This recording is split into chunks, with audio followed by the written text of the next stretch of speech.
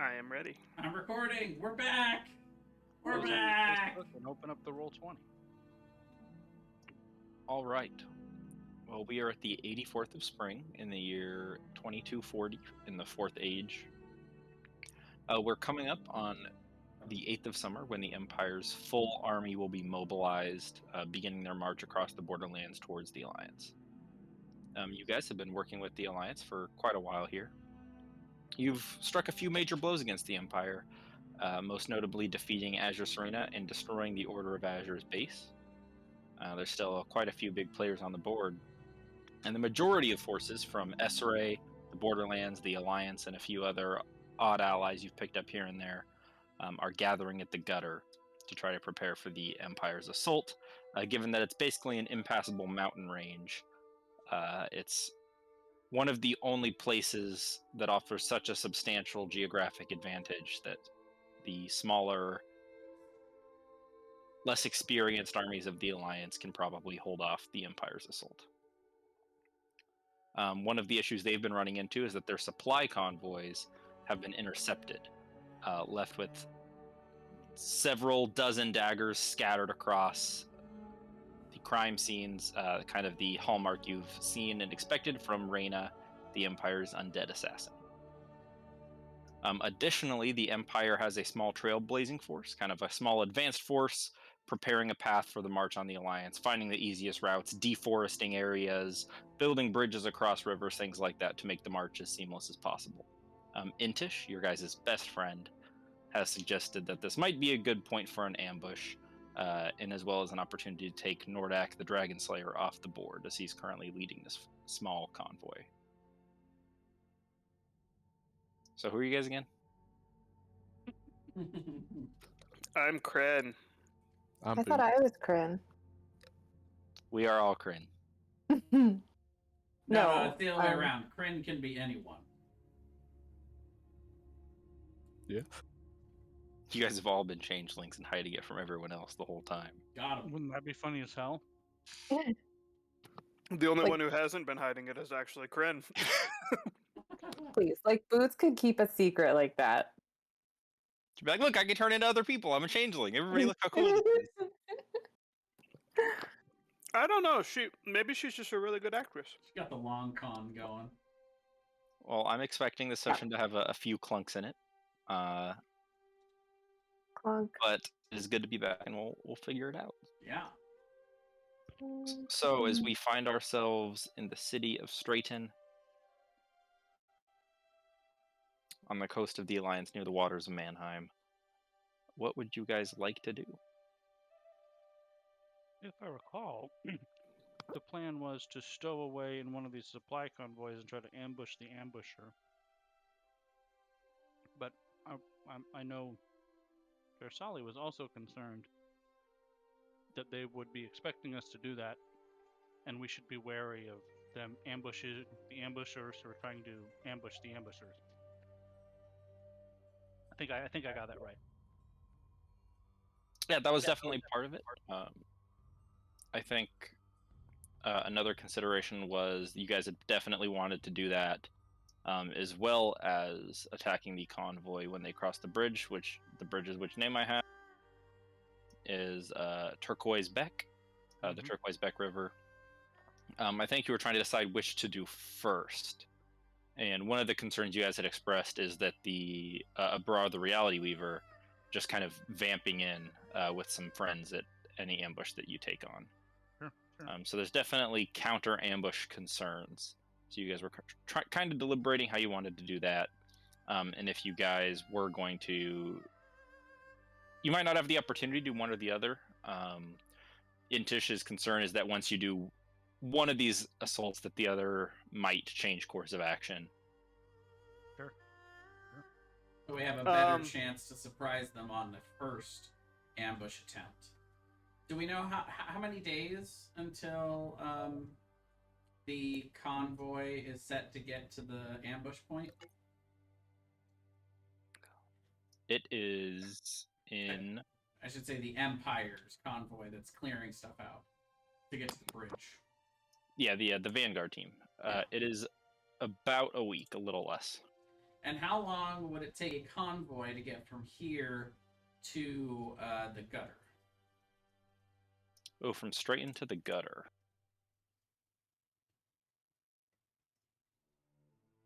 About a week and a half. Well, Are you thinking of going and hitting the Vanguard and then trying to make it back to the convoy before he gets hit? well, what we can do is we can travel with the convoy. We can have spies go to the bridge, and if the convoy gets attacked, before they get to the bridge on the other side, then we're good. We'll attack. We'll defend the convoy. But I think that we actually don't fill the convoy. We actually should set out as soon as possible with no supplies. I actually have a better plan for getting supplies to the gutter. If they'd be willing to entertain, I have a new spell that I haven't had the chance to use yet. About how long, Thomas, if I talk to the Alliance, would they estimate that they could pack roughly 48 tons worth of supplies onto a ship? Oh my god, that's a lot of tons of supplies. But it's the kind of supply that drop they need right now. Am I right? Yeah, I mean, they're planning on sticking it out in the gutter for a very long time. The current plan is just, if the Empire's army, which is by far the grandest army in the world, gets into the Alliance, it's just game over. Sure. So the gutter is so geographically impassable, and they don't have a way around. So their plan is to stick it out for as many weeks or months as it takes for that to be resolved. Like, they could be looking at an extended siege of weeks or months. Well, my plan, if they're okay with it, is to just fly a ship directly there with 48 tons of supplies and maybe 2 tons worth of people to unpack it once it gets there. 48 tons of supplies is a lot of supplies. So I don't know about flying ships, but as far as like colonial naval ships, you would need something about the size of a brig for that, which is a medium-sized ship. Well, we're in a harbor, so I can only imagine they have access to all kinds of sizes of ships here. But They would definitely have brigs. My question is, they said it would take a couple of days to prepare a caravan. I imagine it wouldn't take any time to just put a fake decoy caravan together and just have us set off. How long would it take them to pack a ship full of supplies? For that much stuff, you'd have to convince them that that ship isn't gonna like fall out of the sky and collapse. That's so much supplies, that's a big investment for them. How much? So just for the sake of time, we'll say that you go ahead and you go talk to the other people in the Alliance, and you go and try to convince them. Of course, the board members being Kemp the Oracle from the Strait of Dragons, Intish, there's Rolfin Greysteed, Eska Ofandus, Pierce Salvador, and Mara. Not to sidetrack us too much, but this plan cannot work until the name of that spell is changed to Tokarin's flying ship. It's true. This I didn't invent this spell. In this lore, you did. It came to me in a dream, and the name of the wizard that made this spell came with it. I call Nanigans. There is no Jaina here. There is only Tokarin. Sorry, it's Jaina's flying ship. She invented it. I'm gonna have I'm you just go. using it. I'm gonna have you go ahead and roll. Oops, I did that wrong. I'm gonna cast skill empowerments to give me expertise in persuasion. Okay, I will have you make a persuasion check. Okay, so that's gonna be +6 to this. 31. They'll certainly start getting that together. To get a full ship with 42 tons, that's not something that they just have on hand, especially for troop supplies. It would probably take them, we'll say, 4 days to get that prepared. Okay, well, they can take their time a little bit depending on what happens on the road, because as soon as the convoy is attacked on the road, I can teleport back here. Well, all of us can, and we can get on this ship and start flying it there How worth long would it noting take that we don't have to do the transfer all at once. The flight there I've already calculated would take about 4 days. That was my next question. Which is Silly about of me half the that- time. Silly Right. of me that Jay wouldn't A have that third. answer prepared. It's about a third the It time, takes actually. it takes about yeah, I had the calculations here because I was very interested in this flying ship thing. I actually sent this to you, Thomas. It's almost a fourth of the time because weeks here are 10 days. Oh, right. So 15 days is weeks and a half. So, question for you, Jay, or any of our spellcasters. So that'd be Jay, Nicole, Jarsali. And me. Well, kinda. Do you have I can't remember the name of the spell, but it's one that keeps people from being able to teleport in. Forbidden. Over Is it- Forbidden. Is it a less than a 9th level spell? I think so. Then Yeah. yes. Because he's got wish. So, Forbiddance would let you. I think it's 5,000 square feet, where people just cannot teleport into. So whenever we 40,000. attack, how many? 40,000? You create a ward against magical travel that protects up to 40,000 square feet of floor space to a height of 30 feet above the floor. Okay, and is there a cast time on it? Duration 1 day. Cast time 10 minutes. Okay, so 6th level. we would have to try to recognize that the ambush is coming and or stall as long as possible so that Brian could cast that spell to keep bad guys from being able to bamf in on us. I think that's a better plan on the bridge because it's not a moving target. We know when they'll be coming. They're coming to us. Well, it lasts for a whole day. Thomas, if you were to cast that on a ship, would it apply to the ship? Sure, why not? Does it moves with it? Okay, well, Yeah, then I could just cast it once per day, but I would just lose access to my 9th level spell that day. Yeah. But it might be worth it to keep the wizard from you popping can in on cast us. it at the end of the day, and then you have it for the full 24 It's a hours. 6th level spell. That makes sense. But he's going to have to use wish to cast it, is the thing. Oh, okay. Yeah. That's right. I forgot that you had wish. But that makes it so that we don't have to pay 1,000 gold every time we want to do it. True. Totally worth it. Kind of like when we want to do a hero's feast. Yeah, and if we just you cast it on the if we just kind of gamble on the first day because they're not going to hit us on the first day probably, and you just cast it at the end of the day on the first day, as soon as you long rest you have it again, and as long as they don't attack us in the middle of the night, you would hypothetically have your 9th level spell again. All right, so here's the plan I'm proposing. We set out with a fake convoy today, and go at least 4 days out there, and then reassess based on how quickly the convoy is heading toward the Empire convoy is heading towards the bridge, and how the packing is going of that ship. If they've got more packing to do, then we can continue on. If not, we can always teleport back and start flying over. But we spend at least 4 days trying to bait them into this attack and then reevaluate. All right.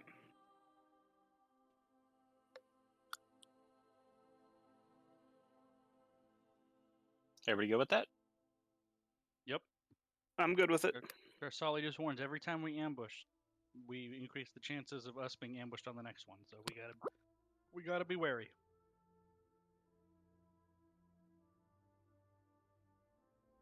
It will only allow us to do this so many times to them. For the record, you can also make it so that Forbiddance will do a lot of damage to undead. All right. Good enough. You guys spend 4 days on the convoy. If everyone's okay with that, no one said any objections, so I'm I have assuming I have everyone's one thing to do before we leave, though. Of course. Sorry. Of course you do, Topher. Of course Jay I do. thinks. So, as we're getting ready, I would emerge from the Moon Petal Institute with Gopher, our druid, our alliance druid friend, with a long metal staff that has a ridge curved up from the base and kind of twirls up to the top where there's a large green emerald. The main part of the staff is made of the star metal that we had found in Oh, the Celestium. not the the not meteorite. the Celestium, but the meteorite metal. Okay. Yeah. But then the rest of it is a vine-like material that's been infused into the staff. And I would approach Boots and I would hand it to her. What's this? Well, this is something that Gopher and I have been working on for a while. I so appreciated being able to go with you on that journey to find your family. I know it didn't quite work out the way you wanted, but I thought maybe if something good came out of it at the end, maybe it would help you feel a little better about it. We made a magic stick. Yeah, so we created this this artifact for you. I call it the Staff of the Starwoods. Ooh, she's gonna bang it on the ground. It's very sturdy. It is! Can I hit people with it? You absolutely can. Over become something sturdy. Rogar's pretty sturdy. That's true. Is Rogar around? Yeah, I'm there. I'm gonna hit Rogar with it. I drop my shield, put my sword on the ground, stand there So- ready. You allow yourself to be hit. Okay. Rogar retaliates and cuts Boots' head off. She's not gonna like. No. She would go full force. Make a quarterstaff attack roll. Okay. With +2. Ooh. I believe it's +2, right? Let's see. Yep. It's basically a retooled Staff of the Woodlands. But it sounds like Marcus is just letting it hit him though. I forgot how bad my strength is. Yeah, attacks Ooh. +2, spell attacks +2. Well, I put down my shield, so that does hit. You swing it into Rogar, and you get that sensation like hitting an aluminum bat against a tree, where like it vibrates in your hand painfully, like bang. Boots is like vibrating, and she's like, "Awesome!" It would do 7 bludgeoning damage, though. Yeah, it would be +2 on the damage as well. Rogar's got like a welt. It's like, ow. And then Boots is gonna try and give him a high five and be like, "Yeah!" to Rogar. I give you a high five. And while she does it, she'll give him a little cure. Had Boots ever talked about Awakening Scarf, by the way? I can't remember if you discussed that in or out of game with us. Both. I think it's mostly just. It takes 8 hours to do and 1,000 gold pieces. And I think it was just something she hadn't decided if she wanted to do yet. Well, what's interesting about this staff is, in addition to making you a little bit better at hitting things, it also contains the magical ability for you to cast spells from it. One of which is the Awakening spell you had discussed, and doesn't require the material component. And I'll tap on the top of the staff, the green emerald, because the material component is included in the magic item itself. Ooh. Is it a one-time deal? No, it regains charges each day. It charges up magically and renews Thomas, itself. is there like a random creature nearby? There's gonna be a talking squirrel in the city. Oh, what have I done? We'll say there's just like a stray cat like sniffing Yep. around. It is awakened. Rogar's just happy that she didn't try doing it on him. He's not asleep. Can somebody post awaken for me? I can. The cat's just like, pardon me, dear chap, could you spare a can of tuna? Oh, would I actually spend 8 hours though? Yeah, it would take 8 hours. Oh, She would try to do it instantaneously. Make an animal handling check. We could take the cat with us, maybe. I was gonna say you just see That Booch is- fall running after a cat throughout the city trying to cast Awaken at the same time. You realize what she's gonna do is she's gonna have a Hey. friggin' ring of spies in each city. They're gonna be like squirrels, cats, and rats. The Good squirrel, call. squirrel just decides to stay with you in your pocket. I got a squirrel! Yeah, and then as the day comes to an end, and you guys are preparing up for the convoy, it's like, whoa. I have never self-contemplated before. What is your name, squirrel? I'll be right back. I don't know. What does it feel like? Feel, yes. That's what I'm doing. I feel good. But what Oh, is, I'm glad. but what is Grin, goodness? look at my squirrel. But what is goodness? Can She's gonna goodness give be the squirrel to defined? Crin. Can we as Seems like subjective Crin creatures question. define goodness? Or is goodness something that is inherent with us? Is that why we have the gods to arbit good and evil? But is something good because the gods arbit it? Or do they arbit it because it is good? What were you saying about Kryn, Nicole? Bruce would have called for Crin and just handed him the squirrel and left because they were too complicated questions. These are only questions for Crin. Kryn's gonna just like kind of have the squirrel in both of his palms, and just kind of be like looking at Boots like, "What the fuck?" as she walks away. Tell me, child, how do you define free will?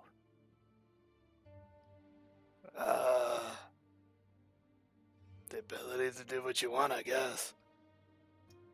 But is a creature that isn't conscious of the consequences of its actions really free, as I wasn't before? Am I free now, or is there even a higher level of consciousness to attain? We must reflect on this. I don't know. Perhaps you can find me some literature.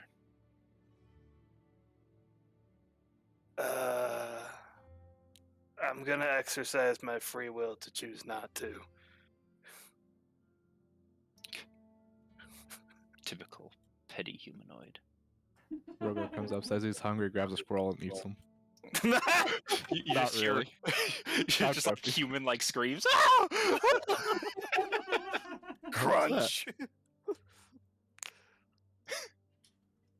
So yeah, everything on there is accurate to the item, except that because it's made of the star metal, you can also for 6 charges cast Starfall with it.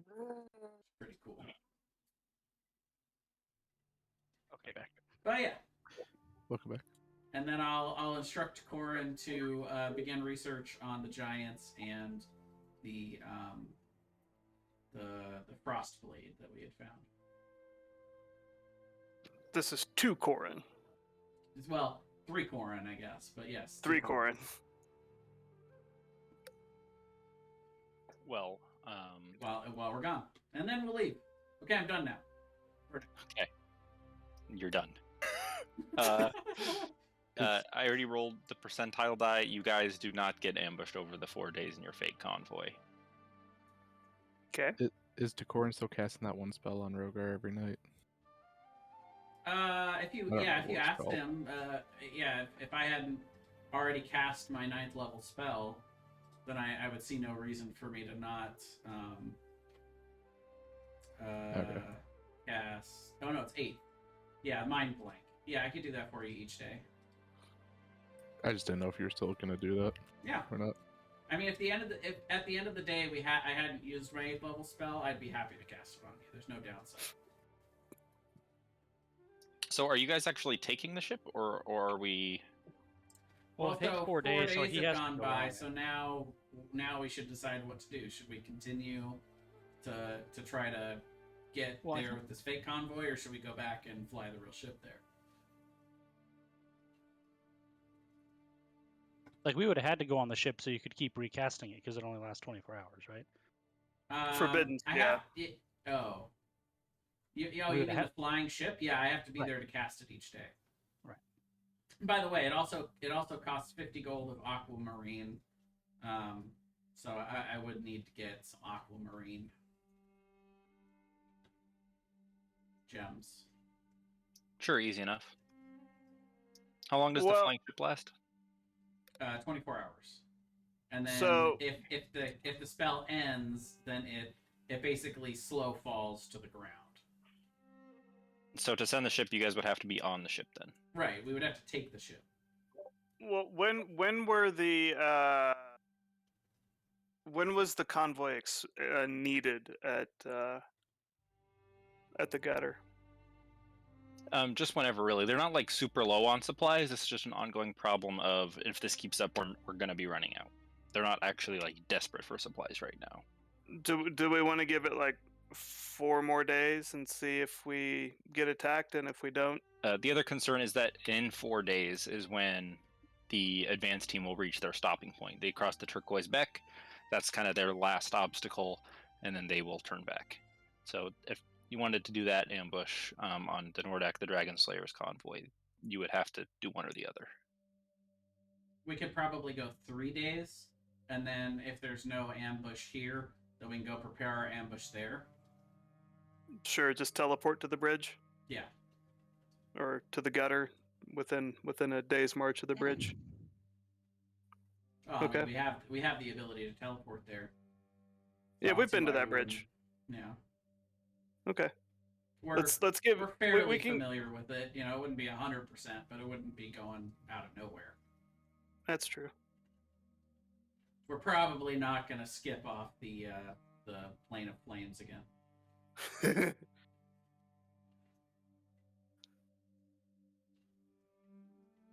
Well, So let's We're let's doing go for 3 more days in the Fate convoy. yeah. And that'll give them more time to pack. I'll send a message back to the Alliance and let them know we're gonna continue for 3 more days. No attack comes on the convoy, and you guys are pretty confident this convoy is just at this point only. There's only a hair left until it reaches friendly territory, so the chances of it being ambushed past this point are pretty low. Okay. So either the ambushers are busy doing something else, or they've decided not to attack, or They know. blank.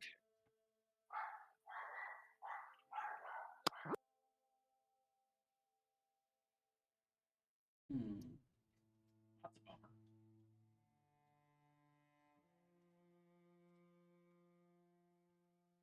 Assassin Lady will reveal herself again at some point. Wasn't our plan to pin this on that one lady in hopes that the assassin will go after her? Yeah, we did Uh, talk about using her as a bait, but I don't think we ever really developed it too much. I mean, she was open to the idea, Antish.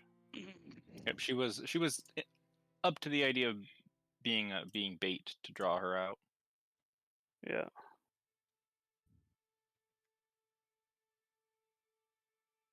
Well, then I guess we teleport to the bridge. Sure.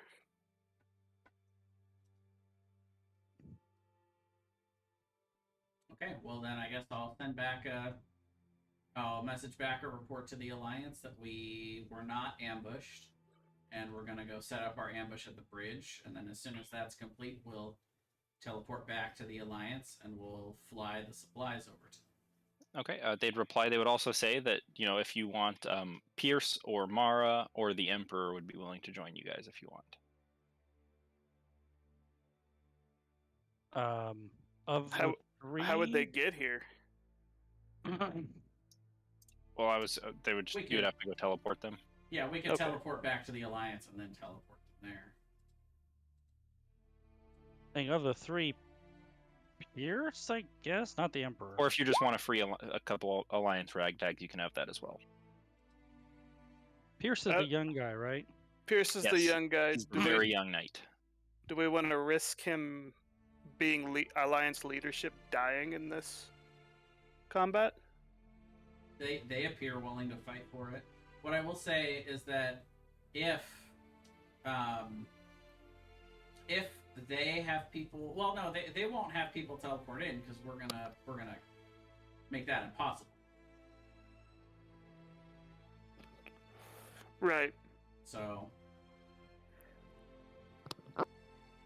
we think we can probably handle what's in the convoy, right? Do we know what the Vanguard's made of?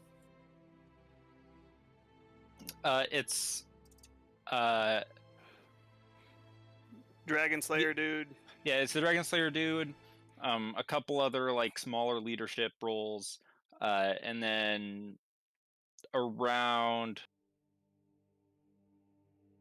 like 30 nobodies, just guards who are like more workers than actual fighters because they're just deforesting essentially as they go to speed up the process when the full army wants to march here. You're gonna try to mass suggestion most of the non-big players away. By the way, that's my plan. Honestly, most of the workers probably won't want no part of it. Not the Well, workers. they're but soldiers. They're just soldiers who were conscripted to work. So they're legionnaires. Yeah, they are They're conscripts. soldiers and they fight. Much like the type of people that Jarsali's kids are being conscripted into, is they're saying that they're preparing to march out too. Oh yeah, wait, hey, didn't we picking up one of them? Where do we leave with that? They said that they were getting ready to march out in like 2 or 3 weeks. That they've been training with the ragtags, and that they're kind of afraid to leave. So you just said, if you can leave, wait for an opportunity to slip out, but don't get yourselves hurt or in trouble. Right. So I think we said if we need to, we can go get you out. If we you were like, do you want mom to come pick you up? And they were like, oh, I don't know. And you were like, why don't you just see if you like it? But I can pick you up if you need me to. Don't worry.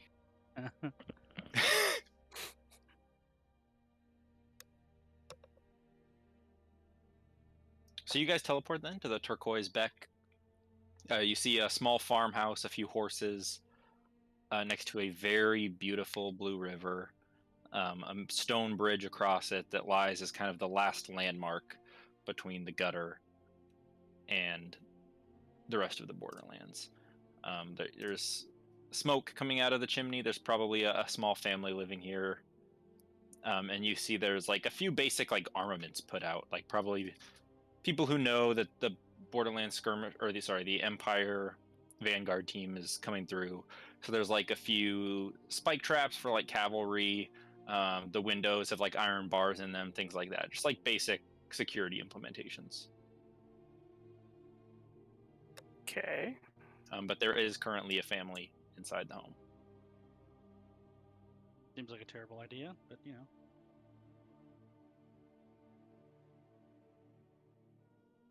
Well, should And we attempt to approach the family and see if we can get their aid in setting up this ambush, Or tell them to run. You guys should buck her out. That's more along the lines of what I was thinking.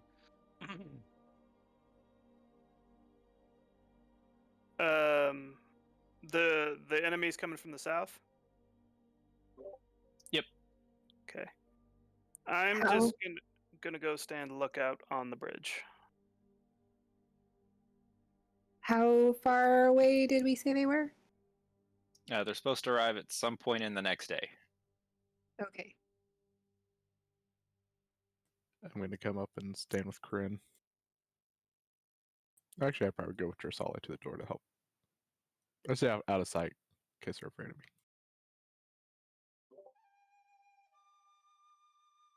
So Jarsali, you're knocking on the door? That's the plan? Oh yeah, if we haven't had any interaction with them, yeah, I would knock on the door. Sure, you knock on the door. Some shuffling inside, and a small gnomish man opens the door, long gray beard, tiny spectacles, a pipe in his mouth, and he says, "Oh, well, how are you all doing today?" Fine, thank you. You're in time for dinner if you want. Lindsay made a little extra porridge, but we don't have enough for all of you, I'm afraid. But you're welcome to what we have. It's not much. Oh, that's kind, but we will pass. Thank you. I want to. Is it just you and your family inside? Oh, it's me and my wife and our eldest son and his friend. Is he eldest son and his friend? Yep. You know the friend? Oh, his family lost their home a few weeks ago, so he's been staying with us. Oh. Well, I wanted to warn your family that we anticipate some hostile military forces to be coming in the neighborhood here very, very soon. It might behoove you folks to evacuate for the time being. Oh, I appreciate your concern. You seem like a nice young lady, but this is our family home. We will stay here and, well, we'll try to convince those rowdy folk to continue on their path without any trouble, but I can't just give up my home. This is all I have. Homes can be rebuilt. I would recommend you folks leave so nobody in your family is killed, and you can return when they move on and rebuild if necessary. They won't be staying, I would imagine, long term. They're just more passing through, and it's dangerous for your family to stay here. Well, the thing is, what I've learned in my life is that danger is temporary. It might last an hour, a day, a year, but danger subsides. But what stays is pride. And they may bring danger to our door, but I will not sacrifice my pride for it, I'm afraid. Death is pretty permanent. It is. And death comes for us all someday. But someday is not an abstract. Someday is today or tomorrow.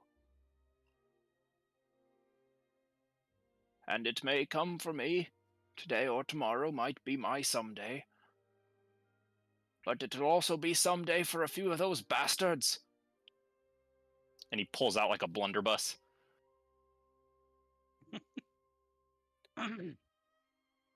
Kryn's gonna give a little smirk at that. How's this guy look with true sight? It's like an old, feeble gnome. Okay. Did I forget? I lost the. God, it's been so long.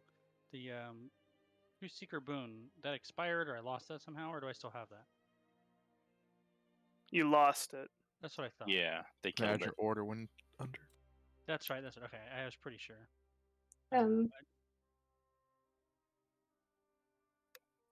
He'd invite you guys in if you want. Sorry, I didn't mean to cut you off, Nicole. Oh no, I was just gonna say Boots is chatting with the horses. Does she get any information from the horses? Horses aren't like the most social of animals. They're just kind of like being a horse. Got hay. Yeah. You got apples. Yes. Oh, nice. You gonna share? If you give me some information. About what? What's your name? They call me Nailson. It's like Nay Nelson. Nelson. Yeah. Nice. Where are you from?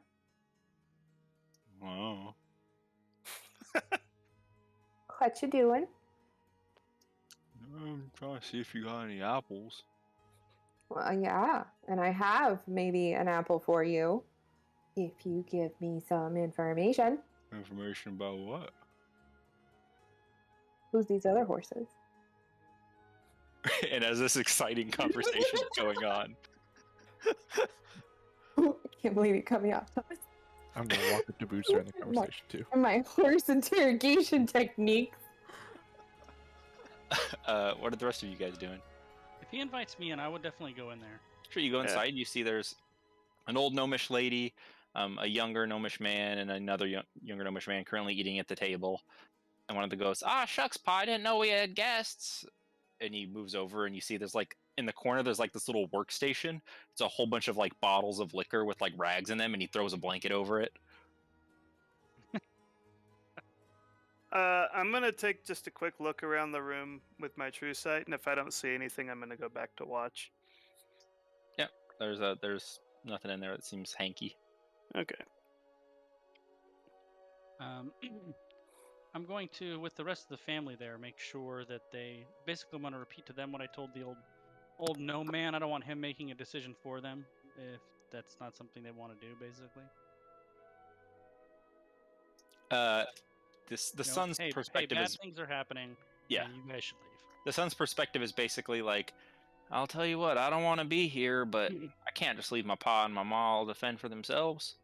And the other guy is like, well, these people took me in. I don't have anywhere else to go, so if they need help, I'm here to help. I'm gonna turn to the old man and say, Pa, have you been in an actual battle, a real battle? Oh, I killed plenty of bandits on this road when they come by looking for supplies.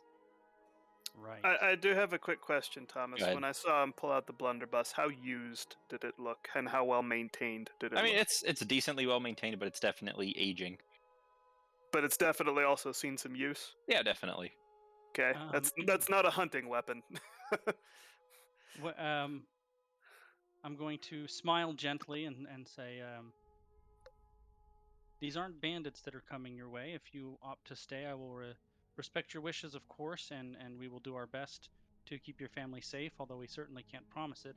However, I want to make sure that you are fully informed of all the information possible for this decision that you're making.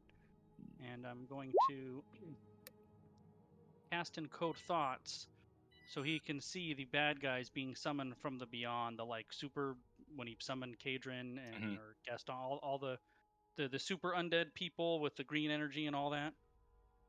He'd smoke his pipe for a little bit, think about it, and then say, and that's what's coming this way. Well, there aren't bandits. If there's one thing I learned from my time in the army, it's that bandits, soldiers, the only difference is soldiers are better paid. And those just look like some fancy undead bandits to me.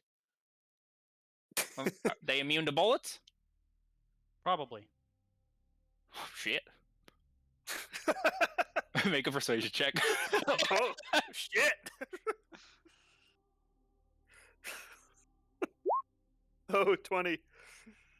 Well, he talks to the rest of his family, and and they come around to the idea of leaving, but Pa will not leave. But he lets the family take the 3 horses outside and ride off to the gutter. They immune to bullets? Probably. Well, shit! So Pa stayed and the rest left?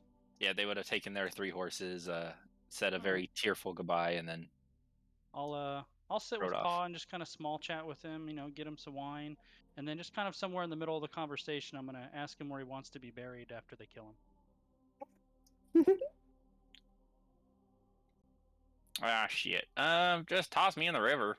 I mean, if you can. And he hands you his pipe. He says, give that to Ma.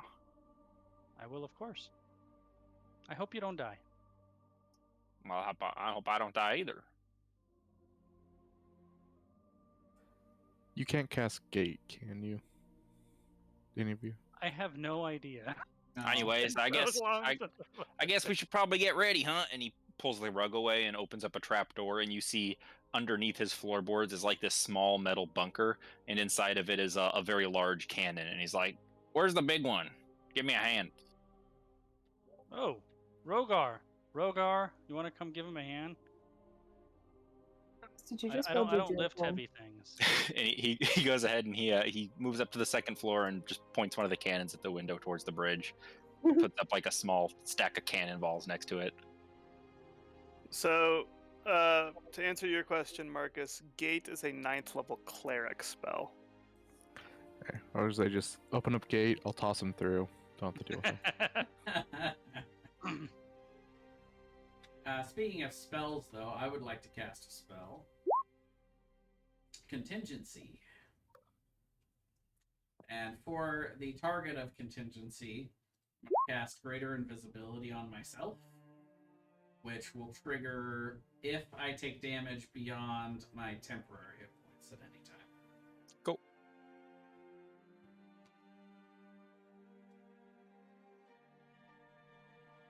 Okay, because I'm not good at like spatial visualization. What is a 90-foot cube? Huge.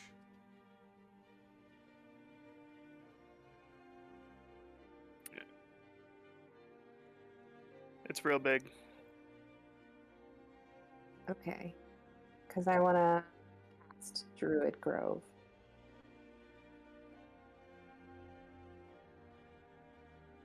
Probably at the base of the. Be about that.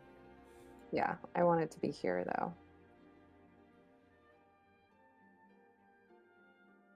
What will that do? Fail. Thank you for asking. Wall of text. Yes, it is, but it does a lot. Where do you want it at? Yeah, I want it mostly like everywhere.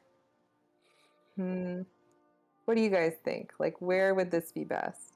You can create fog, a grasping undergrowth, spike growth, stuff like that.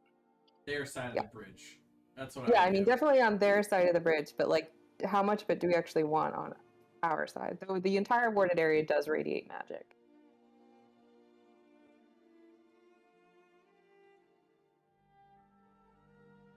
Be right.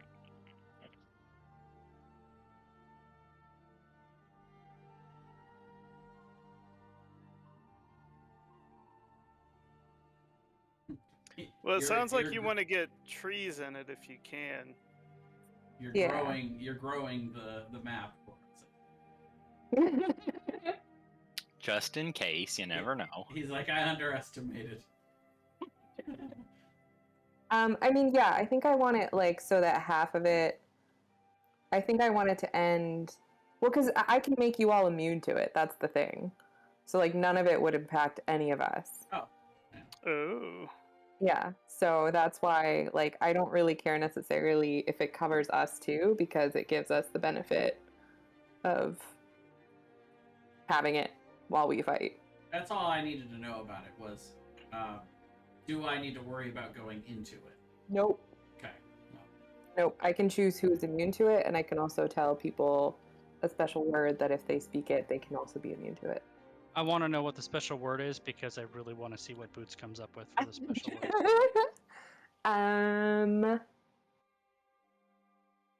Alligator. Alligator. Alligator. All right, alligator it is.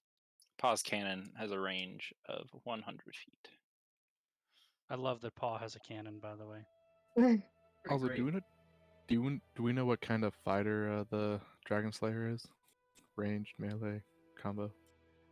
He has a gigantic bow. Oh yeah, that's right. Yeah. Alright. So I think, Thomas, if you want to make a note, this tree is animated. Where's animated?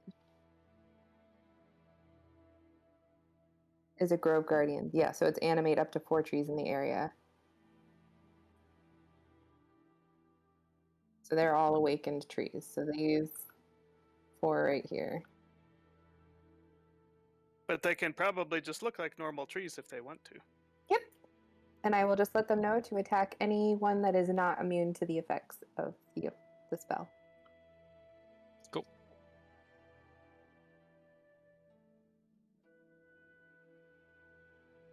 And even the fog is like you could like put the fog on top of me. So, and I would be immune to it, so it would just look like thin mist to me, so my shots wouldn't be obstructed, but any shots against me would be like it would be hard for them to hit me. They'd have disadvantage. I could put it any number of 5-foot squares so I could fill the entire area with fog. Oh wow. Be a great place for Mighty Fortress, huh?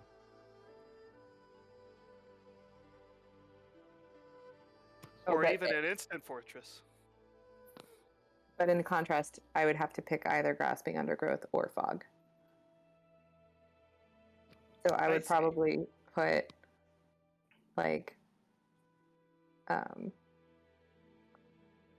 put fog on every place except like this straight line, and that straight line would be grasping undergrowth. So, do I need to draw fog now? Yes. So where's the fog at? Is it all fog? It is all fog except for this path straight across the bridge. Except wherever Kryn is standing. Well, Kryn is standing outside of the box, so not where Kryn is standing. I'll move inside the box. Make this last row at the top. These last three, make those fog too, if you would. Yeah, I can do that. That way I can just stand here at the end of the bridge, be enshrouded in fog, and then shoot assholes. Actually, theoretically, I think grasping undergrowth is not as useful as the fog in this situation. So I think the whole place would be filled with fog. I think it depends on whether or not they're melee combatants or ranged combatants. Because grasping undergrowth is just the same as an entangle spell. Yeah. But I feel like in this context, not having them be able to see us is better than slowing them down. Okay. But And we can still see through the fog? yes, we can. Awesome. Yeah. Fog next to a river actually also makes a lot of sense. Like Yeah. it may not seem It's that not weird. suspicious. Yeah. Yep. That's why it's like one straight path without fog would look a little bit more suspicious than an entire area covered in fog. One Why bridge is- covered in a thick fog. They're like, that's weird. Well, why is the bridge not covered in fog, but everything else is? Yeah. It's like a hallway. And then I can also do, let's see, a constant gust of wind, spike growth, or wind wall. Can you do you have to choose these right now? Well, the other stuff is like firm, and then like that just happens in that area. Then I just have one choice. You can place a choice of one of the following magical effects in the warded area. So I think when I cast it, like I have to choose that. So, the interesting thing about wind wall is ranged projectiles cannot penetrate it. I know. And That's what I was if the bad guy uses a bow, Well, and it penetrates it in one direction, right? well, if Is it both directions? it's both directions, but since we can't be affected by it, like you choose whether or not we're affected by it or not, it won't be a problem for us. We'll be able to shoot through it. I don't know if that's the same as the last ones, though. Oh, okay. Like, because if you read the bottom, the additional spell effect, it's a magical effect within the warded area. I don't know if that's the same as, like, not being affected by the fog. Well, it says to a creature immune to this effect, the winds are a fragrant, gentle breeze, and the area of spike growth is harmless. I don't know if that's for wind wall. Yeah, I think that would be fine. So you want me to put wind wall at this back end, but so that nothing can hit you guys? Well, we probably want to try to like draw him in, right? Let him kind of try to come across the bridge, right? Yeah. Maybe actually kind of like right in the middle of the bridge. Right here. Yeah.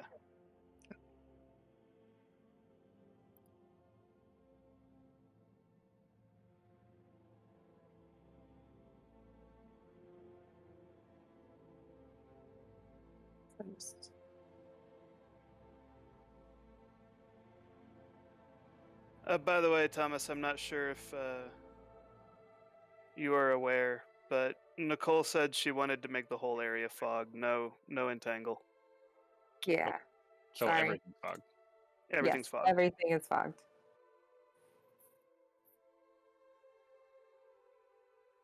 So I realized it would be more suspicious.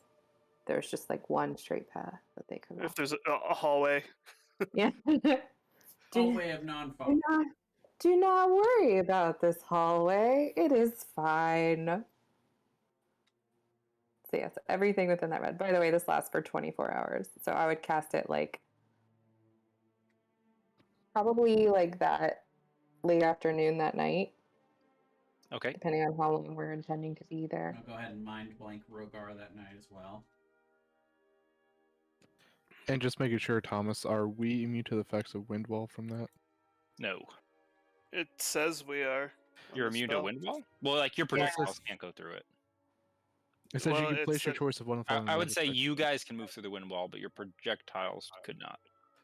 It does say a constant gust of wind in 2 locations of your choice, or wind wall in 2 locations of your choice. And I don't know if the wind being immune to the winds is referring to the gust of wind or wind wall.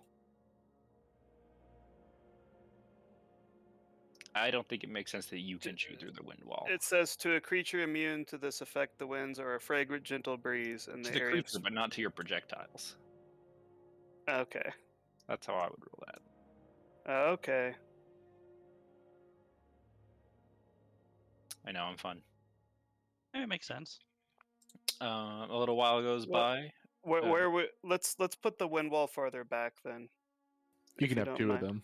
Where's the wind wall exactly?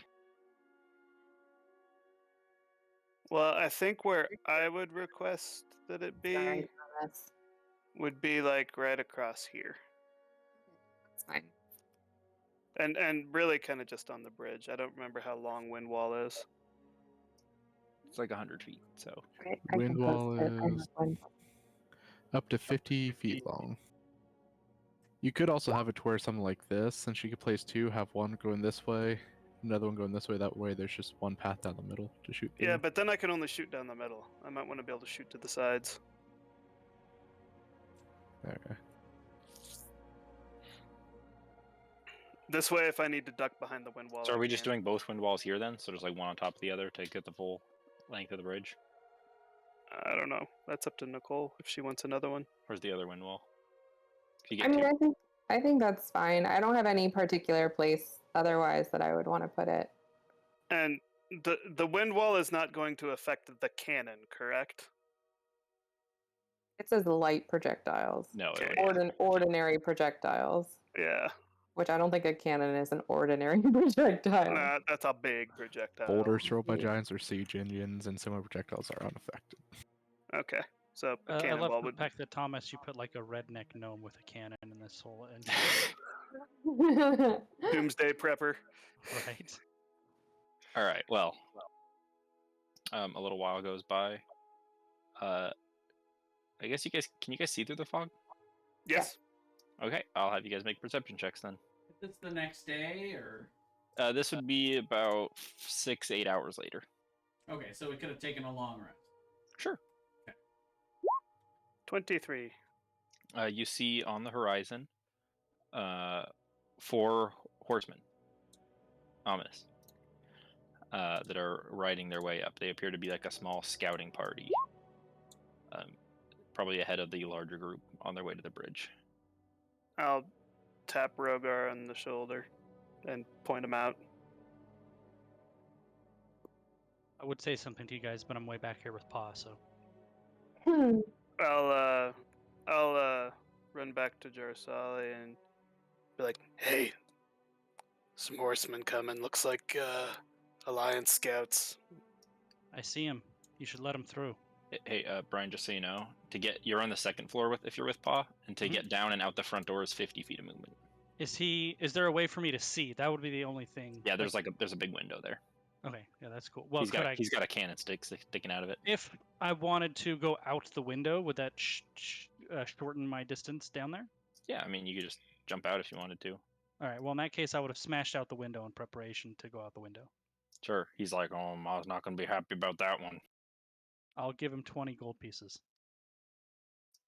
Improving.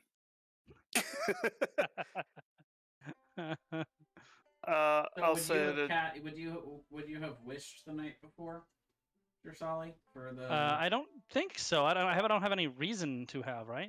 Well, yeah, we were trying to prevent the. Oh, if we were doing the teleportation, teleportation thing, then yes, of course I would have. Okay. Forbidden. Yeah, forbidden. There we go. Sure. These guys ride up. They seem to.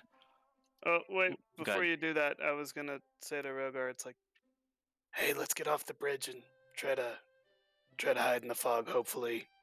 Let these guys pass so the main party doesn't think there's anything wrong. I'll tell Pa to get down. Yeah, we'll be hiding in the woods. In the woods in the fog. I'm just gonna be right next to the bridge here, crouching out where I'm not, where they wouldn't be able to see me, unless they were looking like directly over the railing. These guys kind of roll up to the fog, look a little concerned. They kind of pace around it a little bit, and then they kind of all like cuddle up over here, seemingly talking about this fog cloud over this one bridge. Aren't the Trins gonna attack him anyways? If Boots wants them to. Only if they go into the grove. And they have not yet. Oh, so if they stay on the road, they won't. If they don't enter it, yes, they Yeah. will not attack. Yeah. It's like a safe space. Keeps them in the killing zone. Mm-hmm. I think if they do wander into it and get attacked, we should probably make sure that none of them make it out alive. They seem to decide to wait for their convoy to catch up. I was just going to ask, can we see any details on these horsemen? Do they seem like generic? It's not like the Insight? Yeah. They have Empire adornments, but they don't appear to be lifelong soldiers. These are probably people who were just pulled from whatever day job they have and told to be scouts for the convoy. all the more reason not to slaughter them. This would be very quick. Should we go talk to them and see if we can convince them that they don't want any part of this fight that's about to happen? You can see coming over the horizon the rest of their convoy. There's not a ton of time. You'd have to be pretty quick if you wanted to do that. Then I'm just going to stay here on the bridge. We could try to charm them. I think we just let them go. Let them in. You see up ahead 2 lines of soldiers.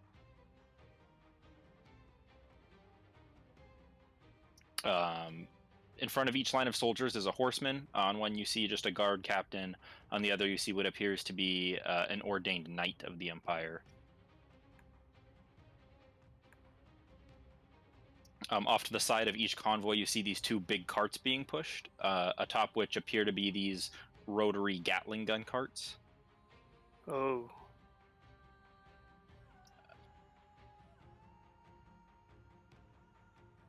I would have, in our powwow session, I would have told these guys I want them to get onto the bridge. Is what we really want. We want them on the bridge. Ideally, before we go nuts. Would they get to the bridge if the tree guardians are just gonna attack them right away? Depends on how determined they are, I suppose.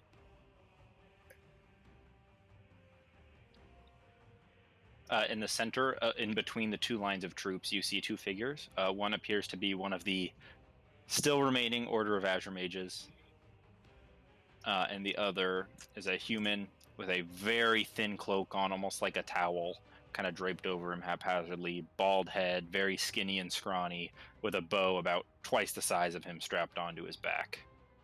So, sorry, just real quick. I think based on what Jarsali would have said, because the Grove Guardians do obey my spoken command, so I probably would have told them to wait until after the intruders have passed to attack. Sure. And this is what we got. I'm gonna be drawing a bead. Drawing a bead on the mage. I'm not shooting yet, but I'm aiming at him. And they all hold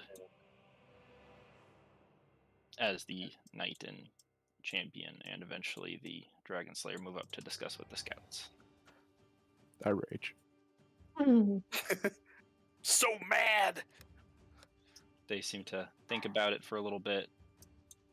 Dragon Slayer goes back to the mage, talks to him a little bit, and the mage flips through a book a little bit, looks like he's reading something. Does he look like he's about to cast a spell? He looks like he's just reading a book, like trying to figure out what's going on here. Okay, if he starts to cast a spell, I'm going to shoot him. I will say this, with Dispel Magic, he can only dispel one effect. at a time, not the entire grove. You get to choose what effect is dispelled. Yeah. I mean, honestly, if they dispel the fog, it might put him into a false sense of security, but not realizing the rest of it's still there. How far away is he from me? True, but then we are visible. Not if we're hiding. Well, there are a couple of people on the bridge that are definitely not hiding. We just dive off the bridge and you hear plop. I'm probably not hiding either. I actually Feeling think pretty Boots is hidden in the behind tree. the fog. This small group of guards with the mage would hop down from his horse and walk over to the fog and begin casting a spell. If you would I like. will shoot him. All right, I'm gonna have everybody roll initiative.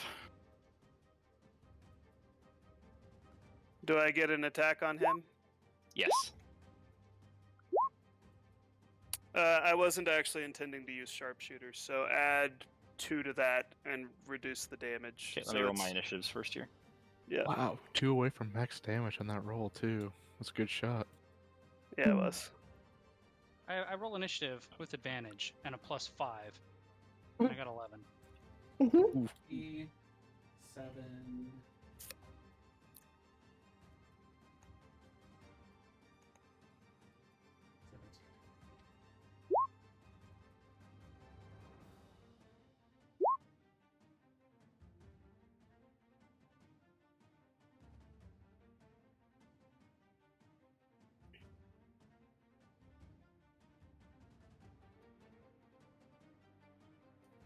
Couldn't quite make it.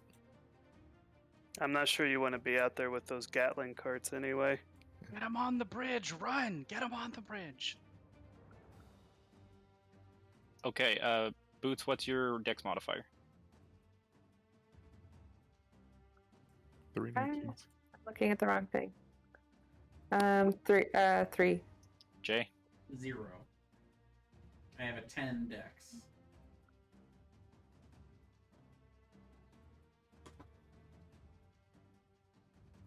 Am I more or less dexy than Paw? This is important.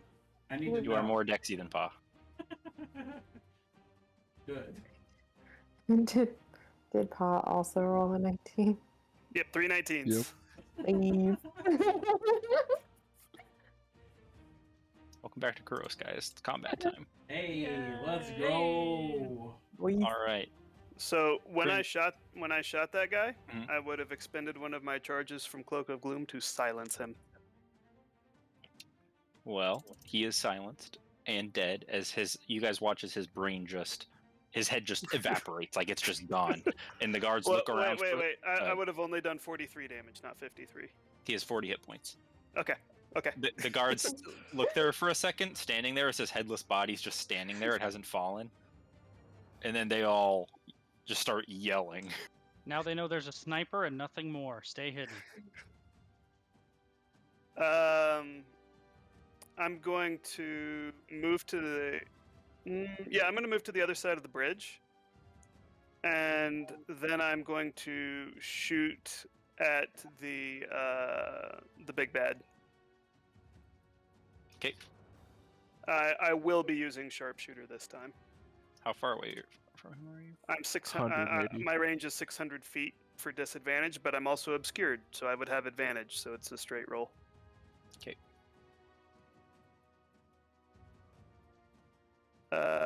22 to hit. No, sorry, 19 to hit. 19 just misses. Ooh. Whizzes by his ear, and then I'm going to move behind the wind wall. I'm on the bridge!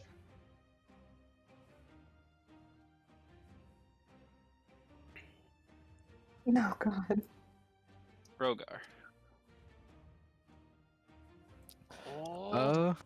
I'm going to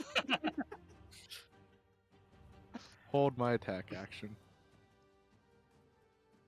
for if anyone comes within my range. All right, Boots. Well, just for funsies, I am gonna cast Storm of Vengeance. But it is gonna be like all the way back because it is a 360-degree radius. Oh my god. Just tell me where you would like it to end up here. Yeah, pretty much at the red line. I don't want it to hit my trees, but I want it to go like all the way. Do you want it to just end at the foot of the bridge? It'll kill our trees. Oh, okay. I would ask my trees to move back, like maybe move this one. Awakened trees can't move. Oh, buddy. Okay. They're trees. And yes, then it would be there. And I will just post it because it is another wall of text. Sorry. So round 1, have to make a con save or take 2d6 thunder damage, become deafened. 5 minutes. What kind of save? Con. Con. And that is everybody. None of them pass. Fuck, so I wish I far. had that macro for mass rolling Right? saves here, huh? Sorry. I'm just gonna do these 4 at a time. We'll just say each one of these is 4 people. Okay. Fail, fail. What's your DC? 19. Nice. All fail. And these guys.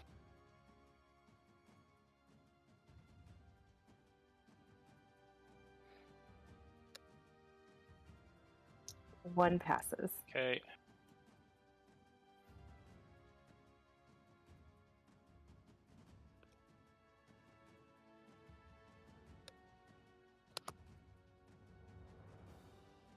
Okay, I got it. Roll your damage, please.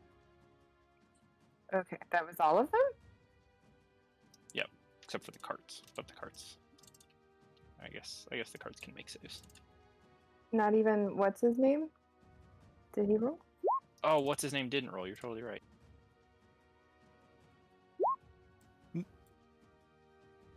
No. So he is deafened. And all the ones who failed, take 2d6. Yep. Han!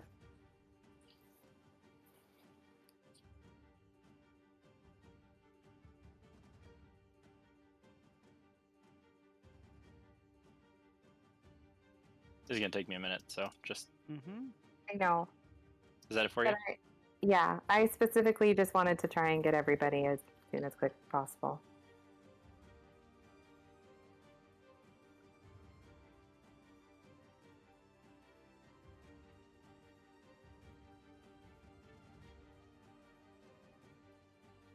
All right, we can keep going while I'm doing this. I guess But I'm like next.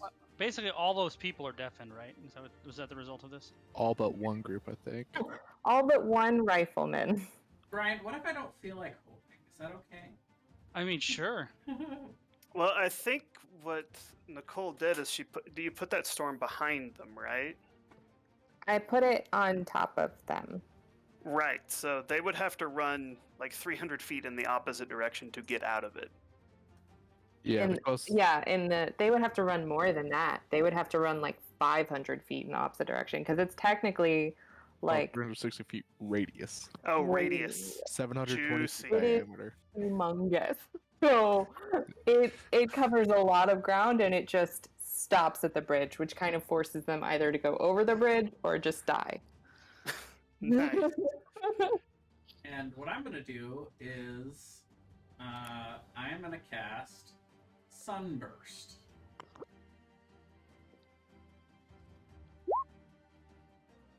I did not think through how many saves this was gonna be. Sorry. Sorry. Okay, so I can put it at a point 150 feet away as its center. So I'm gonna choose right here, and it hits everything within a 60-foot radius, which should be pretty much everything. Like, it definitely hits all of the guys here. It definitely hits all of the guys here. Not the card on the right, but that's okay. Right. It doesn't go to the outside, but it goes to all the ones on the inside and these guys over here. Hits everything but the Gatlin carts, Yeah. including the trim back here. Okay. And that's a DC 22 Constitution Con. saving. Okay, well, I'll just, you know what, this will save me a lot of time. I can just make it for the people who can make that save. Yeah. For 34 damage, which is a very terrible roll. Nope.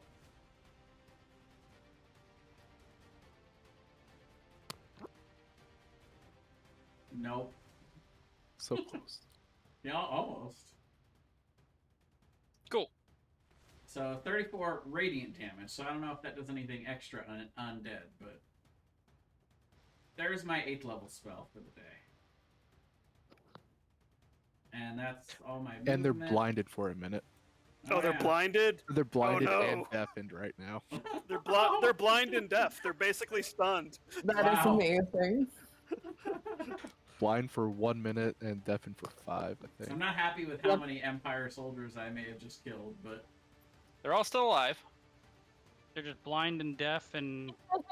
In the For some reason, their like color's not updating. yeah, it's okay. We had to restart the macro last time, so.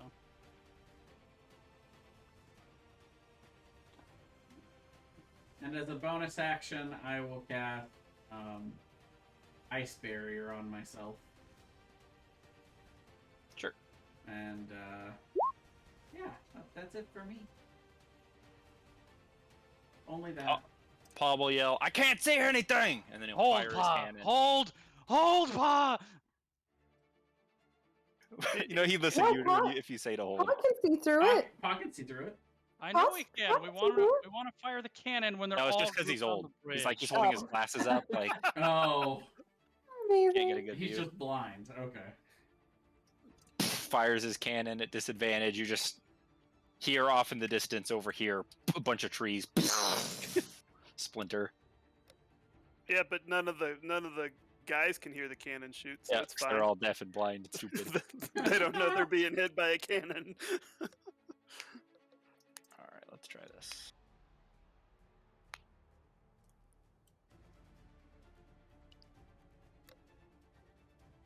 I'm gonna refresh my game here and see if that fixes the API sandbox. All right. Radio. I didn't expect to one-shot the mage. He was squishy. They usually are. You I did speak almost from roll max experience. damage, though. I did. I mean, would that have one shot you, Jay? 48 damage or close to it? Almost, yeah. Yeah. A sizable amount of damage. I see it updated on one soldier. This one's orange. He is orange. So strange. So bizarre. I was gonna say, how bizarre. How bizarre. Don't know why.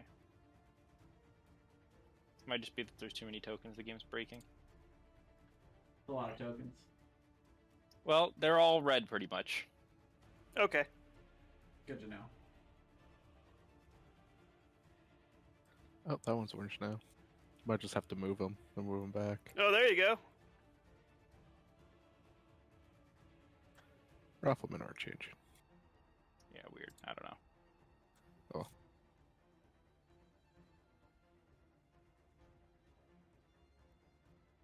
Alright. The trees. I don't think they're in range of anybody. Nope. I think they're just holding. They're just chilling like a Oh. villain. Hold! just Boots yelling to the trees, hold!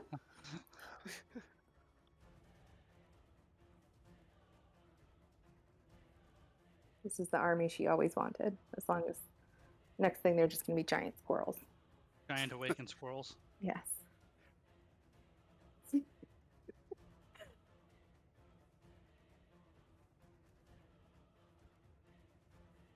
What the Empire soldier is gonna do now? Surrender in Conscripts mass. are gonna break and run. But Well- which Oh, way? they They're won't know blind and deaf. They won't know which way to run. Half of them are gonna run into the river and drown. This guy's gonna dash. They do get a save from the blind. All the horses After- are dead, by the way. Oh yeah. Yeah, I just killed all the horses. Boots This is guy- already having a It's a lot of memorial. meat. This guy dashes over to here and goes prone. Amazing. I don't think there's a save against deafened. I think they are just deafened. Yeah, there's no save. Just the blind. For how Yeah. long? They're deafened for 5 minutes. Blinded for a minute, unless they save at the end of their turn. But a lot of those guys can't even make the blind save, so Right, 22. They're just blind. They're just blind now. forever. Yeah. No, it's only for a minute. It'll feel like forever when you're deaf as well. Drasali. You know, on the plus side, they won't be able to see or hear all of their comrades being slaughtered around them. So, True. I mean, mixed blessing, right? I mean, in 5 minutes, we could conceivably capture all of these guys. Potentially. Hopefully. Is the champion gonna roll to save for the blind? Oh, right. You probably should do that. Hold on. Where did my? What kind of where did save my is it, Con? Yeah. I was like, "Where's my That's a sheet?" no. I have to bring it up again because I rebooted. I'm just I mean, kind of to be hoping one of them. fair, that's an Empire soldier though, but still, a 3 would have not done it. But You know what? I made a mistake. This guy would have legendary resisted the blind. yeah, that's a good point. What is the range on a longbow? 600 feet. Would he have legendary resisted the death? 150 No. short, 600 long. All right. Didn't think about being deaf. Oh, so this is the big baddie way back here, right in the Yeah. middle. I'm just gonna fire 2 longbow. Actually, wait a minute. Oh, only gets 1. That's nice. Hold on a minute. Hold on. We're not holding. It's gone. And everybody knows that we fired the first bow, so to speak. No, it doesn't I mean, matter. they- I'm just gonna loose 2 bow shots and see if we get lucky. There we go. Are you shooting at the big bad? Yeah. Well, I mean, yeah. Why wouldn't I be? Pretty far. Yeah. Well, It's a disadvantage. 22 22 hits. and 16. Nope. So 11 piercing. First off, Keelan could have gotten it. Do I feel like, by the way, they were damaged any more or less from radiant damage? The champion? What? Sorry? When I hit the champion with Sunburst, did I feel like it was any more or less effective? It wasn't less effective. Okay. All right, and then I just moved up a little bit on the roof, and that's my turn.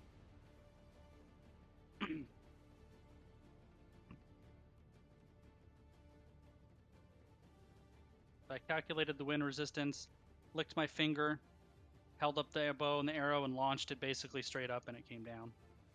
So, He Haven't will. done that in a while. He will use his one legendary action each turn to retaliate at you at disadvantage.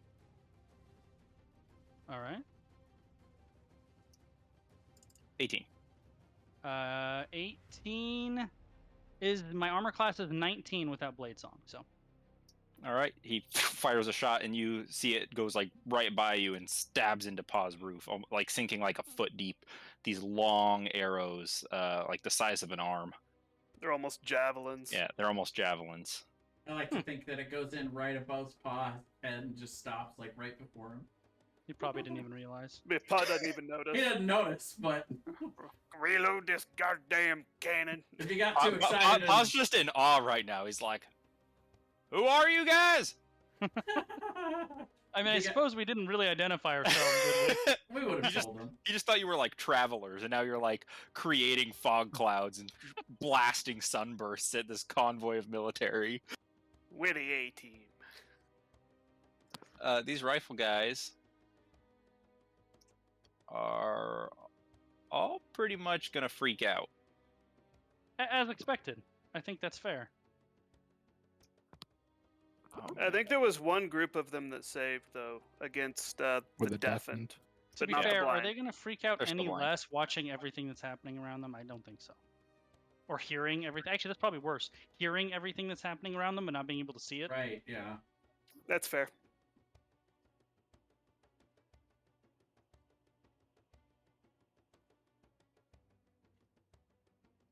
They just scatter pretty much. Yep. And that's okay. We really only wanted to kill one thing in this whole convoy, if we're being honest. The wizard. Pretty much. Well, Well, 2 things. We they wanted to can't, get the they can't leftovers. message out now, so that's a good thing. The wizard was the leftovers. We call that unfinished business, so we wanted to get him. Well, if he hadn't have gone to dispel the fog, I wouldn't have shot him in the face. Yet. Yet. He would have still been the first one I would have gone after, though. So Nordak is going to use his blind sight. I don't think... for some reason, I can't measure. It's weird. It's up to 80 feet. It's Yeah. up here. Doesn't see anything new.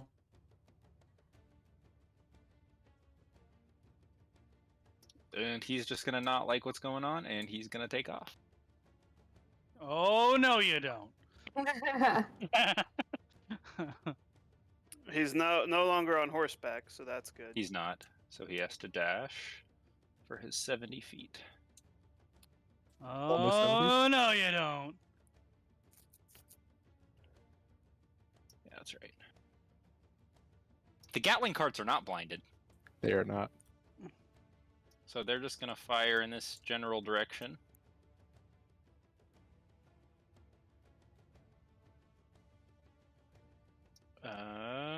At disadvantage.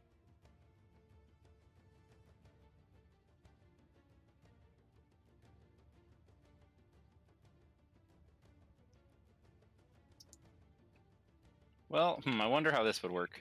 I'm going to make it a straight roll because of the mechanics of the Gatling cannon. That seems fair. Because they're just like, just firing at the bridge. 8 and a 24 on Rogar and Tikorin. Well, yeah, 24 would hit. Miss both. They hit when they attack. They hit everything in a 10-foot area. Okay. So 24 hits Tikorin. Yep. So you have to make a DC 15 Dex save.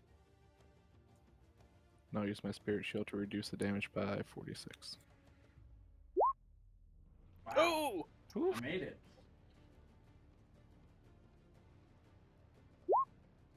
So you take 17 points of damage as they just fire randomly into the smoke at this part of the bridge. You get That is the exact amount that I have of temporary hit points from Well, false but light. it's being reduced though by Yeah, Rogar. 28 reduced by 11 is 17. right, but it's halved and then reduced. Halved and reduced? Well, you made the deck save, didn't you? Oh, yeah, you're right. so 3. Okay. Nice. And Tikorin, you feel a bullet like whiz by your ear. You just feel like a single drop of blood fall off as they're just like just everything around you is like getting shot to hell except you and Can I Rogar. use my reaction to just say something to Rogar? Sure. As we see him running, I'll just turn and say, if you'd like, I can Dimension Door us there. And I'll reach out my hand. I will take his hand. Okay. And well, also when it comes around to your turn, but yeah. Also, those whichever Gatling cart hit would take 11 damage because of my vengeful ancestors. Hey, I Alright. assume the bullets just kind of like bounce back towards him. Sure. Pew, pew, pew, pew, pew. Oh god, get down! They're shooting back. Do these Gatling carts look like they take 2 people to operate? Or just 1? That's they need 2 people to move, but they can fire with just 1. Okay. To be fair, my Storm of Vengeance will hurt you. Eh. This is for Tikorin. Knight is blinded. And he's still blinded. He can Dimension Door back out. He just drop Rogar off and then leave. Yeah, I'm not planning on being there for more than 1 round. Though I will have to be there for 1 round, but I think I can survive that.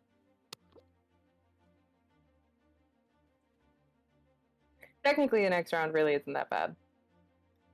Anyway. It's round 3 that I would be worried about. Actually, you know what? You get to choose where round 3 strikes. You would want to be out by round 4. You get round 2 and 3 for free. Round 4, you gotta leave. Alright, well. Kren. I will move up. I will target the guy on the far left of the left Gatling cart, and I will shoot at him. Yeah, that Does a 36 damage. Is he still up? Nope. Sniper takes out this guy. The guy next to him freaks out. You hear him just like, I guess you wouldn't hear him, but he's just like, Richard, no! Action surge guy on the right. Ah. Nope, just misses.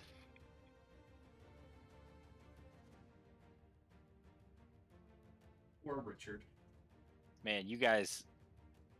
It always amazes, like, compared to the normal everyday guy, you guys are almost gods.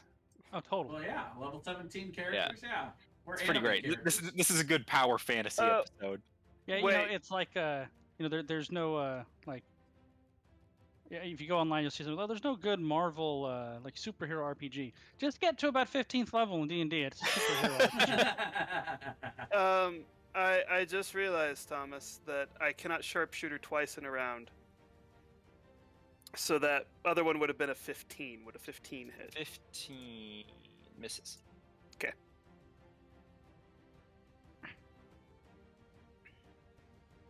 That's it for me. Actually, I'm gonna step back behind the wind wall, and then that's it for me. All right, Rogar. I'm gonna ask Decorin to try and get me as close to him as possible, and I'm going to ready. I'm gonna ready a grapple. Gonna go strength with this man. Yeah. Hold him at least until Decorin's able to get away. Based on my plan. Okay. Boots.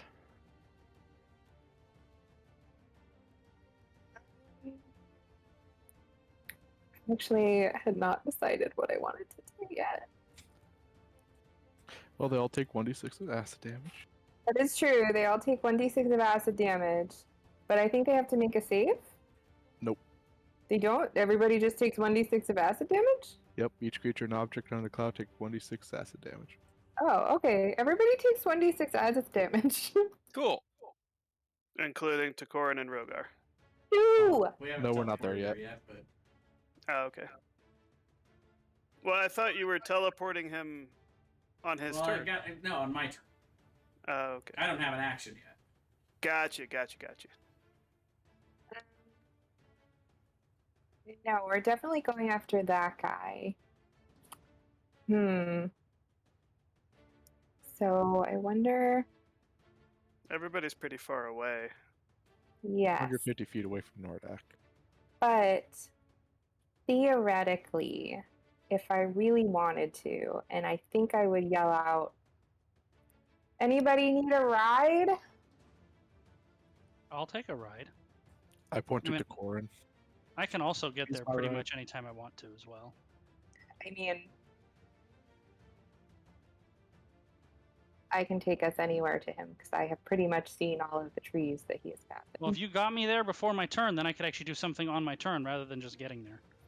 Yeah, but you would need to actually get to me. Unless you got to me. Well, she's got to be by a tree. I need to be by a tree.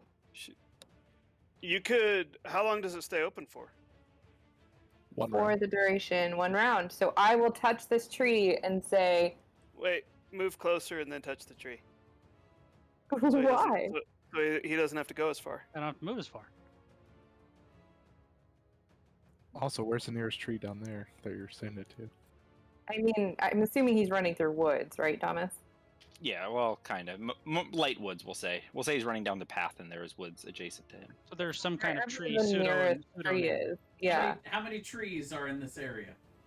Like, if you touch the tree, like right here, Jarsali doesn't have to move as far. Oh, so like rotate around the tree, like to this side of. I mean, it's just any tree. As soon as you touch the tree, Well, it's not it's like a part of the tree. I think there's 2 trees here. Are there 2 trees? I think there's 2 trees. Okay, whichever one is closest. I will touch that tree. And then I will say, touch that tree! You can have your pick of trees. Pick a trees! And then she's just gonna zoom, zoom, zoom, zoom, zoom, zoom. Zoom. Tree. Just all the way down. I should have zoomed out because this is taking forever. And then and she'll pop over here. Okay. Waves at Nordak. Hi! Hit me! Oh, and as my bonus action, I will use Archer form? I will use Archer form, and I think I will use my Celestial Serpent form. Okay. Yeah. So then I will shoot him with an archer. Okay.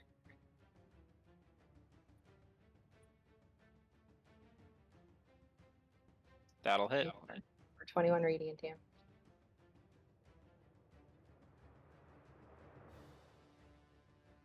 Yeah, that hits.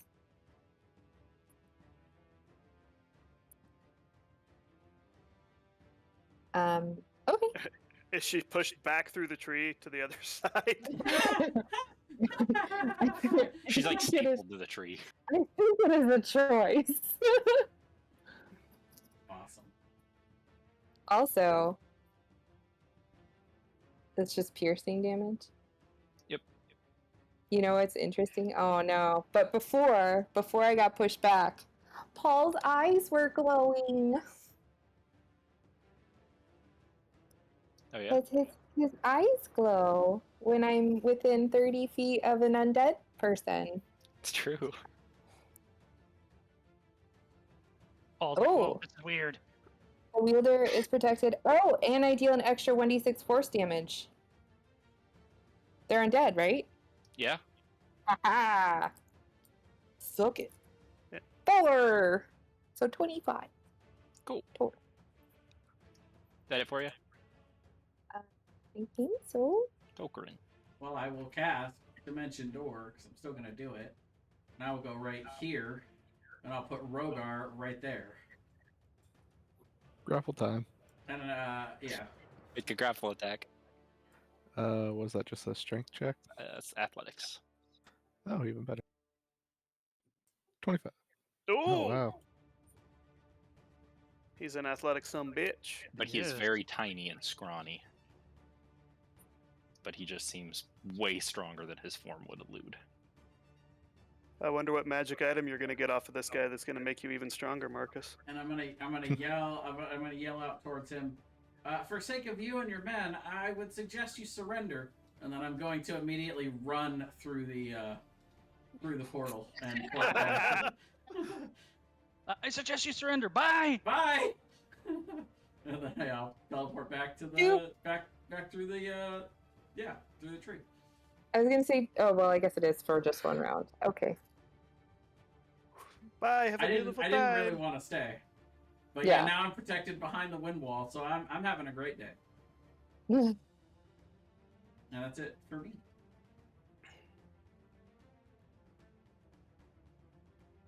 Okay.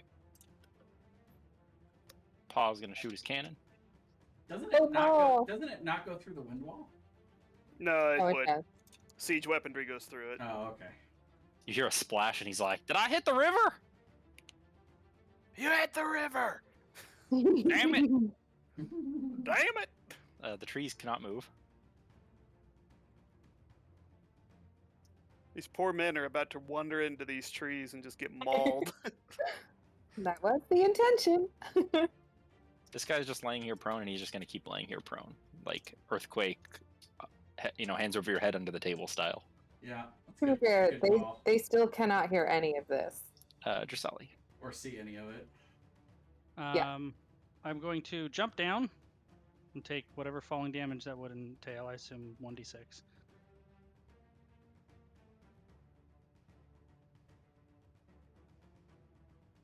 All right. Ow. And then I'm going to run. So that's what? 5, 15, 20 through the plant.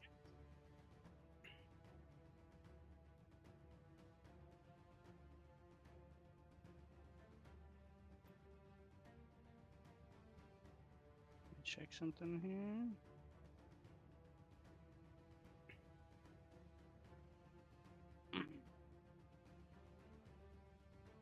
And then I'm going to cast Psychic Lance on him.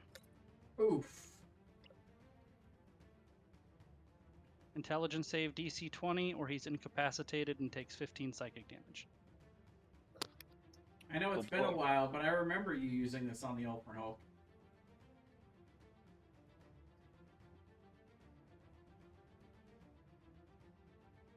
What kind of save? Intelligence? Intelligence save. So he is incapacitated until the start of my next turn. He takes 15 psychic damage. So incapacitated, he cannot take actions or reactions. Oh boy. He's got a +8 though, That's much higher than I thought it would be, to be honest. and much higher than the Ultimate Hulk's. Yeah. Yeah, intelligence was a good choice. I thought that was going to work really well, and it worked. But You know, where's it? Where are his saves weak? That's the question. Constitution? No. Strength. Well, Maybe he's nothing. really- Maybe he's just a big baddie who has good saves. Maybe charisma. Charisma. Yeah, nobody likes him.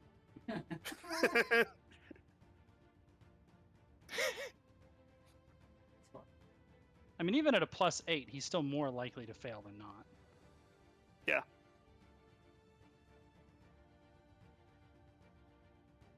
Well, great. We've got all our melee characters out there with the baddie, and all of our ranged characters are back where they want to be. This is going great. Yep, that melee fighter boots. That's right. She's the tank. Well, I mean, told us much. you could have stayed back here if you wanted. I just didn't really have like I have some ranged spells that are that far, but not Yeah. too many. So I don't have AoE range spells. I'm not that kind of mage. I'm not that kind of well, and person. I also knew that people needed to get down there, so this seemed like the best route for like more people getting down there if they wanted to. Yeah. All right. Well, the riflemen panic. All the Empire soldiers except for the ballistic people are panicking.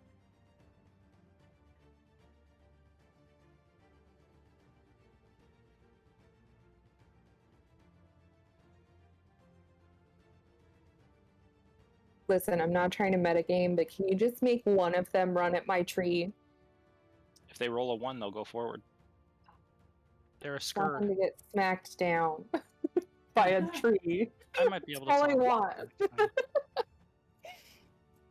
Oh, there you go. No! Yeah. Oh no! You're wandering into the danger forest. The danger forest. Those poor men. Does the tree have an attack action held, or don't I know think if it they're that did smart. technically. Sure, why not? They were just itching to bitch slap I somebody mean, for a long time. You, Thomas, like they have an actual round in the thing, so I'm not gonna force it. Well, you whatever you control them, so you could have said they were holding an action. Oh, that's true. And Boots would have said like wait. Well, no, because she said wait until they get past the bridge. True. So That's true. they won't until they like cross pretty much this line. Or Or unless you until you say, tell them hey, something else. hey, tree, go get him. I think I have to be in the space. Oh, do you? Okay. Can't Go just yell back. at them. No, I think I have to physically be within the like Druid Grove. Does travel via plants in at the beginning of your turn or at the end of your turn? It's for one round, so I think it'll be at probably at the beginning of my turn. So that's up to Thomas. Yeah. Darn, I'll say you could go back, say, hey, trees attack, and then step back through over here.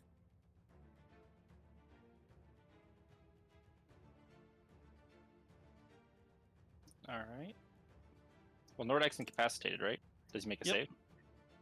At the end, it lasts until the start of my next turn. So no actions or reactions until the start of my next turn. Okay. Gatling carts firing into the mist. They can't hit past the wind wall. You guys are just watching Are like they bullets. not Like, siege weaponry? you know what? That's a good point. But Yeah, they're well, I shooting think normal sized bullets, I think. Fuck it. They're siege weapons. We'll say it. Why not? I think it makes That sense makes that they would go past the wind wall. I Right. would like it noted that awakened trees have a speed of 20 feet, so they can move.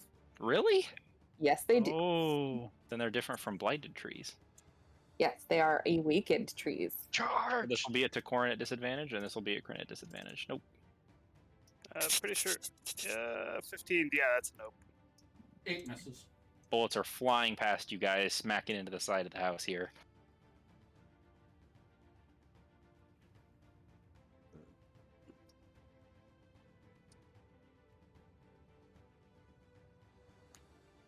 I'm sorry, Nicole. I made a mistake. No, you're fine.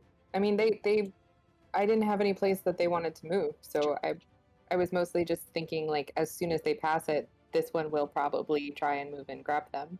so are all these soldiers still deafened and blinded? Yes. Yes. Well, they need to roll the blind checks for the ones who can make it. Which is like the champion and maybe the knight. I think they have to roll a 19 or 20 to pass it. Yeah, it's Not a very DC good odds. 22. 22 for the blind.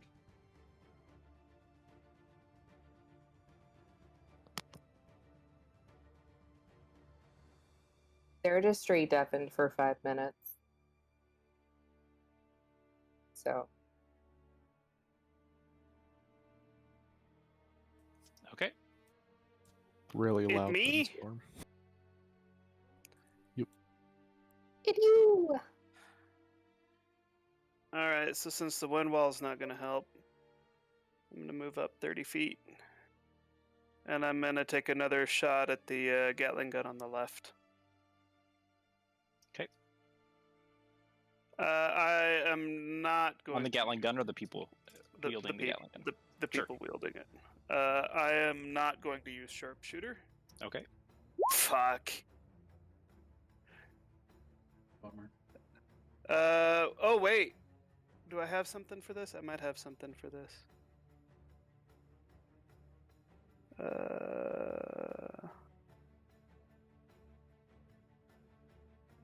Long range does not impose disadvantage, and I'm firing while I'm obscured. So that would be a 31 to hit, because I have sharpshooter. Long range does not impose disadvantage. Why do you have advantage? No, because I have advantage because I'm shooting from the fog. They don't know where I'm Yeah. at. Yep, that'll do it. Does the 31 kill him? Yeah. Okay. Most of these guys are at like 3 or 4 hit points left, even though their colors aren't updating. Well, those guys haven't been hit by anything yet. Oh, you're right. They are at full. Well, that'll still kill them. Okay. Alright, so one Gatling One's gun alive. down. They did technically take the acid damage because it was any creature or object. No, I didn't shoot that guy, Thomas. I shot the one on the left.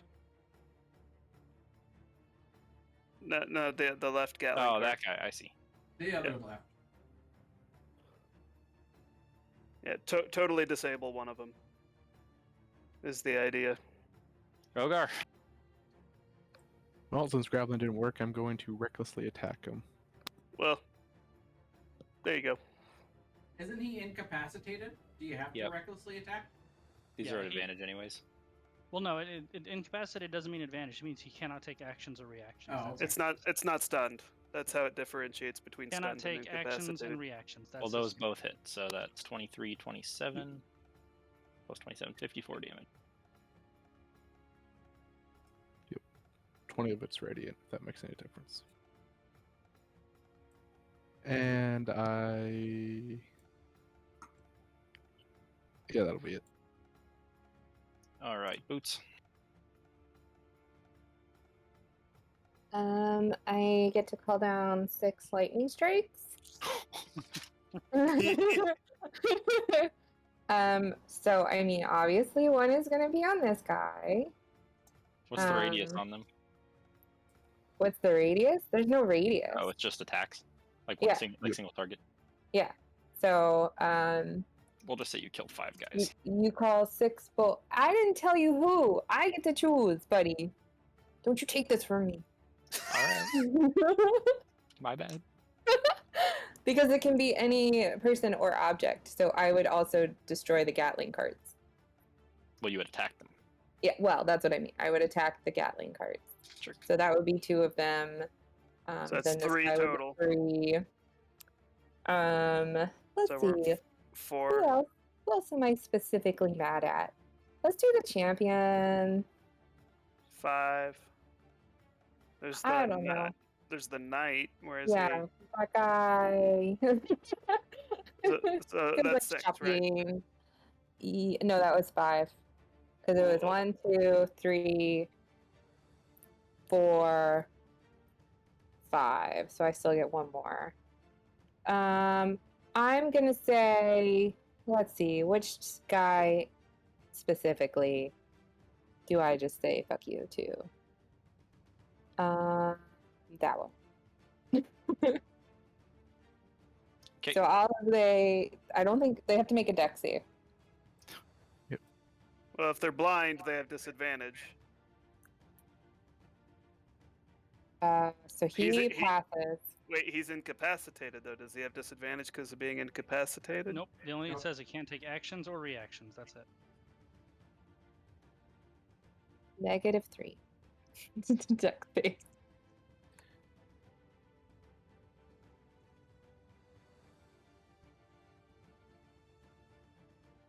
All right, go ahead and roll the damage.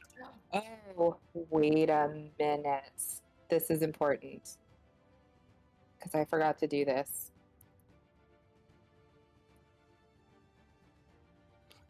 Forgot to do it.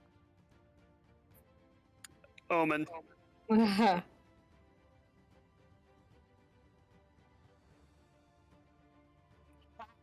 Suck it.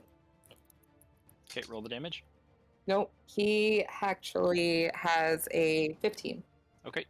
So No now one I passes. roll the damage. Roll the Yep, damage. no one passes. I'm Thomas.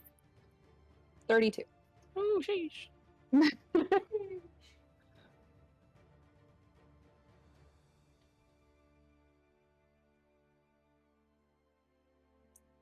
And that was not an action. That was just the storm. And I still have an action and a reaction. Or That's a a bonus action. That's like a 9th level spell, isn't it? Yes, it is. Yeah. That is why I cast it at the start, so that all of the rounds could get done. Probably the best spell in the game for killing many small enemies. Yeah. Yes, that is why I cast it. Cast it on the moon. You joke, but that is a plan. Just have not had the time, Thomas. Okay. The problem is that it is concentration, so I can't use any of my other concentration spells. You can't use your archer form though. I can. I wonder if this will be fun. Oh no, that's also concentration. Crap. Sorry, It guys. probably will be pretty fun, honestly. Yeah.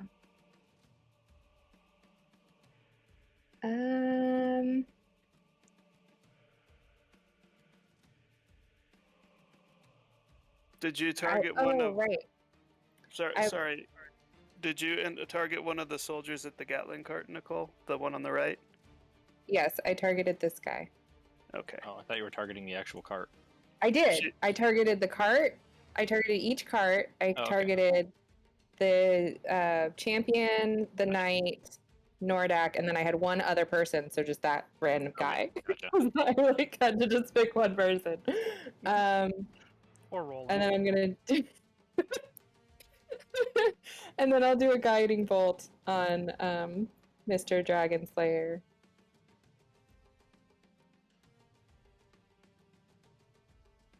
Okay. I clicked the thing. Did you? Why aren't you going? Do the thing. Oh, it's. Sorry, it's not going.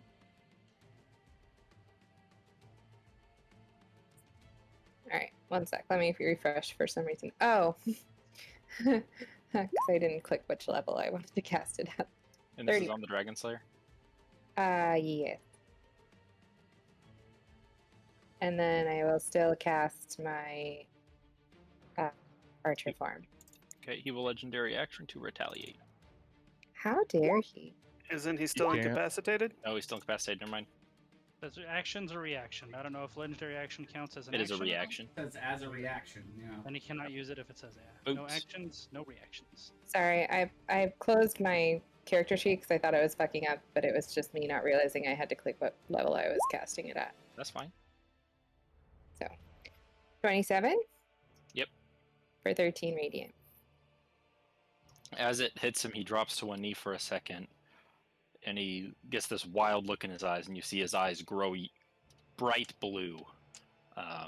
And from his bow, you hear a chorus of 100 screaming, dying dragons, and they manifest into this ethereal dragon form that surrounds Nordak. Mm. Spasa to ball. You stole my jam! I'm supposed to turn into ethereal dragons. Jerk face. Phase 2. I wonder if you take his bow away, if that stops. Do, do, do, do. Is that it for you, Boots? Yep, that is it. It doesn't say only once per day or something. It just happens every time we reaches 0 hit points. Once per day. Corn. Did you skip me? I don't think so. Did I? No, you it's didn't. just Okay. a really long turn. That's okay. Gotcha. Yeah, right? Which has a lot of stuff to Which do. has a lot of stuff.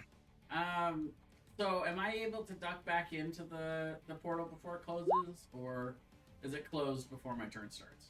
What was It's this? closed. Yeah, it's Okay. closed. It's closed before your turn starts. Okay. So then I'm stuck all the way over here. So just to explain the ghost thing, it's like around him, like a set of armor, and he can't be targeted by weapon attacks while he's within it. Oh, He'll be targeted by spell attacks. interesting. He's like Oh. inside the ghost dragon. But we can target the ghost dragon. Yes. I don't think any of my spells Interesting. go that far though. 60. He's wearing a dragon spirit as armor. Okay, well then what I'm going to do is I'm going to cast Mirror Image on myself. And I'm going to start moving in that direction. 25 feet up the river. And then as a bonus action, I'll teleport across it with Misty Step. Oh no, wait, that would be 2 spells. So yeah, I'll just Misty Step this turn. I won't Mirror Image. And then I'll just dash. Okay.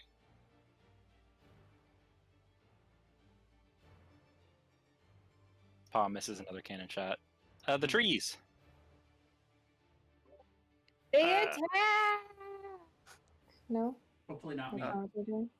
You have Sure. the tree character sheets under player. Yes. I mean, this is very exciting. Thank you, Tom. They only get 1 attack though. Damn. Misses, unfortunately. But they're actually blind and they don't know the tree's there, so we'll call it a sneak attack. And the tree just flattens one of them. Damn. Aw. That was the other tree, because it moved. If they weren't Wait. blind and deaf, they'd be terrified of the trees getting out of the ground to chase them. Yeah, a dude gets Actually, I don't ripped in think so. half and has no idea what did it Oh, to yeah. him. So the tree moves here It's a nice calming way to die. and smashes him. That was 8, so he doesn't actually. But he moved. And it was awesome. Okay, tree is done. Alright. This guy's gonna get up from being prone and run just off screen this way as far as he can get. Good idea. Trisali. Huzzah! Alright, let's see. First thing I'm going to do is move to here.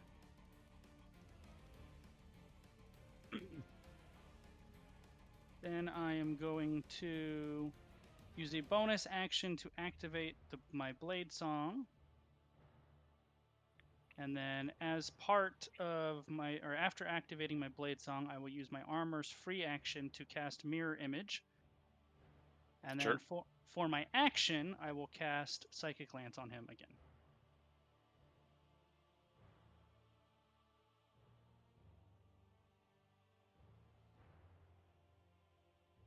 He will use his legendary resistance that he got back. Did you want to roll for it first? Maybe you won't have to. Yeah, that's a good point. He's pretty intelligent. There you go. So he takes 16 psychic damage. Thank you, Brian. Very nice of you. Of course. He takes 16 psychic damage, but is not incapacitated. All right. And that's it for me. The dragon spirit hates that. But oh, did we lose somebody? Music bot, I think. Music bot, no. Oh. It's gonna tell. What is it? You googly the music bot. You Google eyes. You Google eyes. Yes. Captive. That's a cool thing. He is dragons trapped in your spell. The dragon is going to use its breath weapon at Rogar.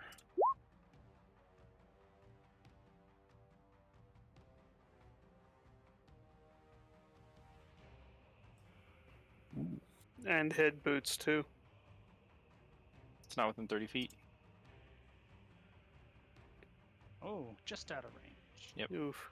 Because he shot her 5 feet back. Sucks to be him. I am stunned for 1 turn. I do not take any psychic damage because Mind Blink makes me immune to it. Okay. Does it give you advantage in intelligence saves or anything like that? I don't think so. Well, immune to psychic damage and any effect though. Blah blah blah. Nope. And Nordak, go ahead. Wait, immune to a psychic damage and any effect? That would sense its emotions or read its thoughts, divination spells, okay. and charmed condition. Okay.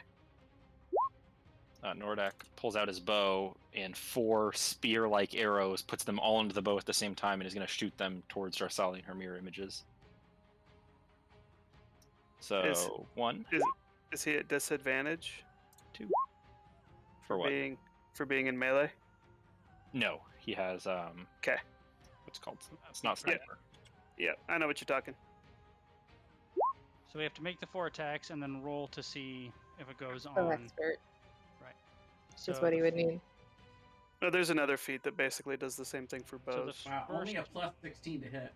Nice. All right, hold on a minute. Let me make sure I'm doing the right thing here. Where is it?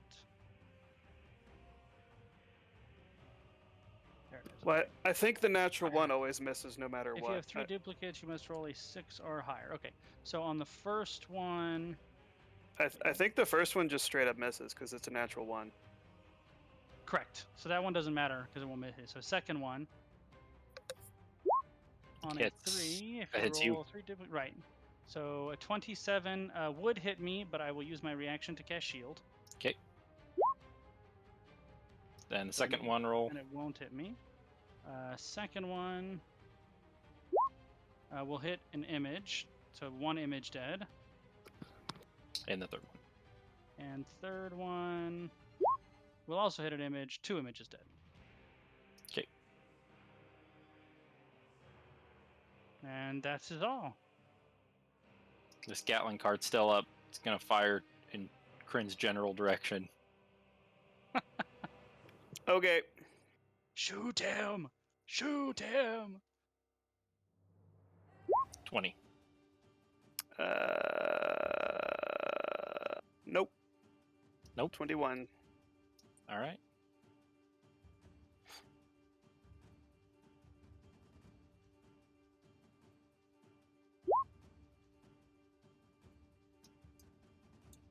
The knight runs over here blindly and trips over a dead horse.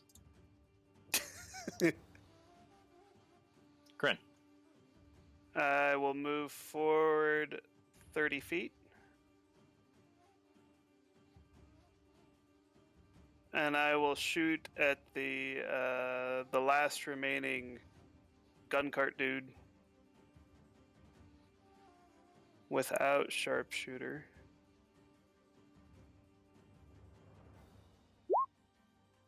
No. 15. That's a no. Damn. That's some bad luck. Rogar. You're stunned. I'm stunned. Boots. Okay. So, everybody takes 2d6 bludgeoning damage. Sorry. They are all dead.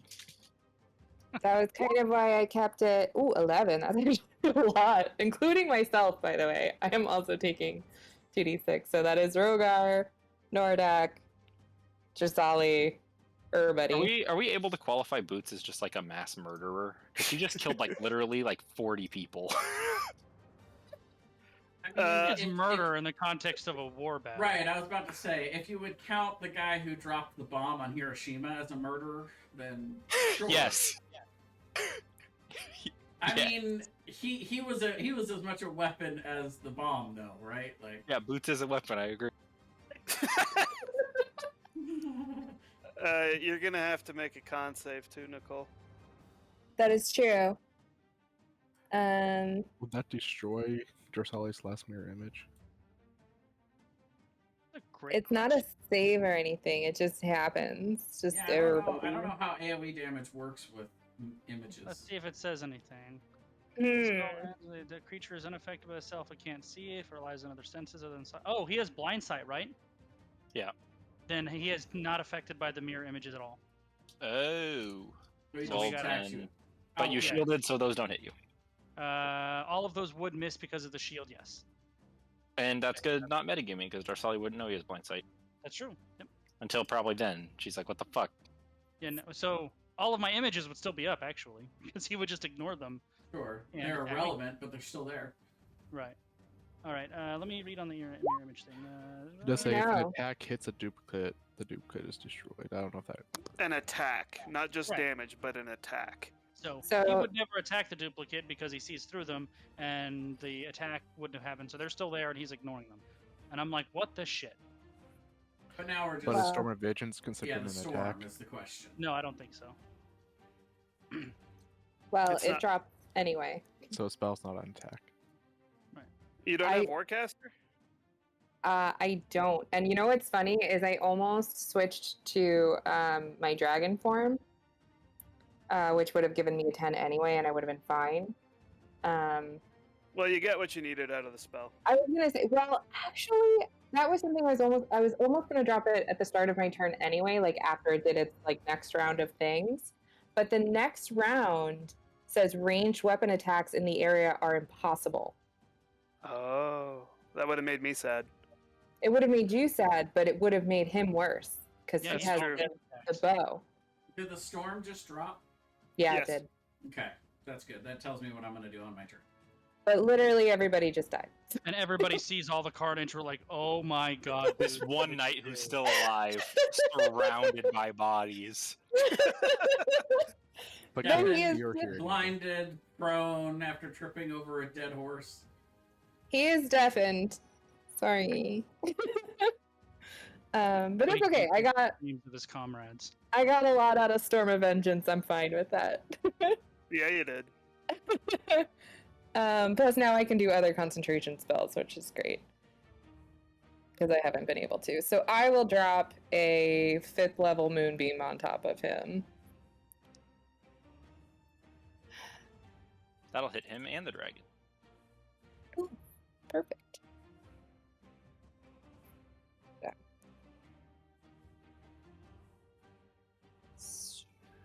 19 save.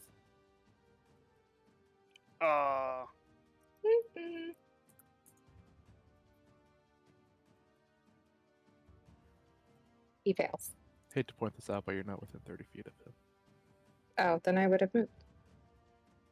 Okay. boop. Actually, I would have moved, and then boop. Take. Yep. don't want to get breathed on. Like, oh, I see that I need to move forward one step. I shall. Okay. So 18 plus 13 radiant damage. 31? Yeah. Plus archer form. Oh. Don't forget Paul. I know. I was just thinking I never get to use Paul. You get to double Paul too. No. 'Cause it's a No. it's a crit. You double No, all it's damage it's an die. additional. He's only when you make a critical hit. Oh, is he okay? Right. Yeah. So it's Okay. We all just It's wanted like to double improved Paul. critical. I thought he was on all undead. So 23 to hit. Yeah. That hits. And is this on the Dragon Slayer or um, the Spirit? I think it would be on the Dragon Slayer. Okay. But you get to double the extra damage Paul gives you for doing damage to undead. Because he's Oh, that's undead. true. I also get a +1 roll. Plus D6 2d6. of course. 2d6? Yeah. So 7. Plus another 6 because it's 2d6 plus 6, so that's 13. So 26 extra damage. Oh, she from added Paul. the 6. She added the 6 into the 13. Oh, I see. Yeah. So 20. This is for when I hit an undead. Yeah. Yeah. With Paul. Yep, we're good. Does Okay. the necrotic damage from that 13 seem like it did less than normal? Nope. Okay. Decorn. So realizing that this is much more dangerous than I thought, I'm gonna dimension door back into the fight. I'll appear just on the other side of the tree. Boots is. And then as a bonus action, I'm gonna target the champion with novice for 6 stacks. So they need to make a wisdom saving throw DC 22. Or have their proficiency bonus reduced by up to 6. Using my Vorpal Timepiece of Cade. Okay. Alright. That's big. He's much less of a threat now. I hate to bring this up, but he has his legendary resist still. Nope, he used it on used it. Dorsali. No, he didn't. No, he rolled- didn't. He rolled Oh, a you're regular right. Legendary resist! Ah, He had a Saved. regular one that he used, so he didn't have to. and that's it for me. Sorry, Jay. That's okay. You're Corinne, no, that's good. Corinne, you watch as a cannonball just slams into a pile of bodies over here. No. Oh. The awakened Whereas- tree can attack. Is it more do do do do do do do do? By the way, Thomas, this is a beautiful, lovely map up here that we're not using at all. We are using the green. We're using the green. Green screen. It's Oh, green it's screen. true. Well, if he They wasn't go- a oh, coward, wait.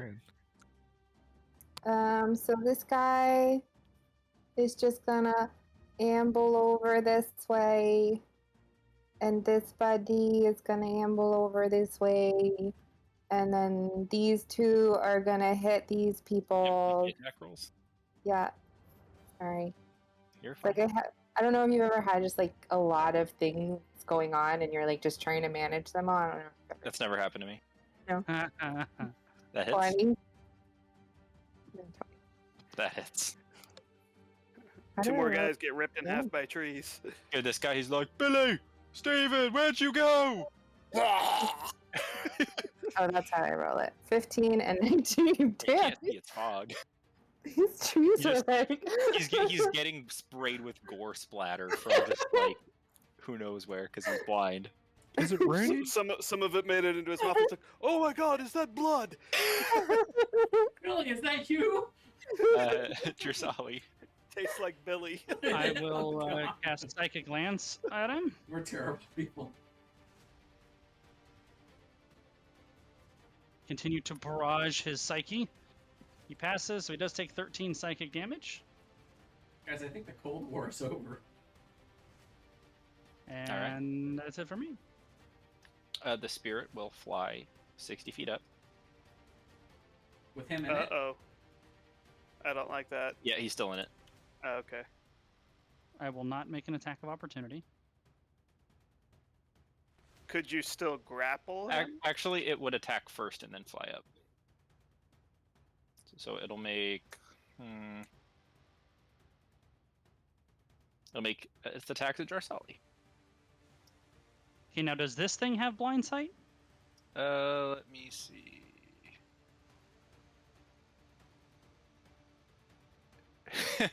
Yeah. It does? Yep. Okay, well, all right. So the 21 misses regardless. And then I will shield the 26. It also has tremor sense. Oh, wow. Weirdly. That doesn't make sense. So I use my reaction shield. Okay. And does that hit your last image that's up? No, Your because blind sight, they don't attack it. That's why. Oh, you're right. Oh, shit, you're right. I still have all of my images up. Because they've just been ignored. 28 misses, right? Uh-huh. All With right. shield, the 28 does miss, yes. All right, and then it flies 60 feet up. Are you gonna try to grapple it, Marcus? No, I don't think I'd think of doing that. Oh, okay. And then he will take 4 shots at... He will take 2 shots at Boots and 2 at Takorin. Oh, Takora, no! These 2 are at Boots, and these 2 are at Takorin. Wow, I will actually shield the first one. Both of those hit But me. the second one hits. 19 to Boots, she's moved back. Reduce 16 of the damage from boots, and reflect it as force damage. Okay, so that's... Oh, actually, hold on a minute. Go ahead. Hold on a minute. On the one that hits... No, I already used my reaction. I can't. Never mind. Ignore me. I also have resistance to all bludgeoning, piercing, and all that damage. Me too. Cool. So I'm not super worried about Because it. of ice So barrier. that's, let's see, that'll be 22 total, reduced by 16 to 8, halved to 4. Wait, no, it's 0. 22 halved is 11, reduced by 16 is 0. Oh, well, that would be 32. 19 plus 13. You're right. Still misses. Alright, still nothing. Still nothing. So you move 5 feet back, and then the other 2 went to Corin. 24, and Well, yeah, only one of them hit. 24 damage. And then that one is halved because of my ice barrier.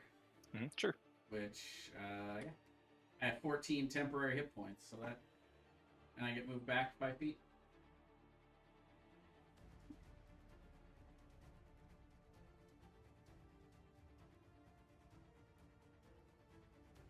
The Empire Knight dashes 60 feet this way. He's still blind and deaf.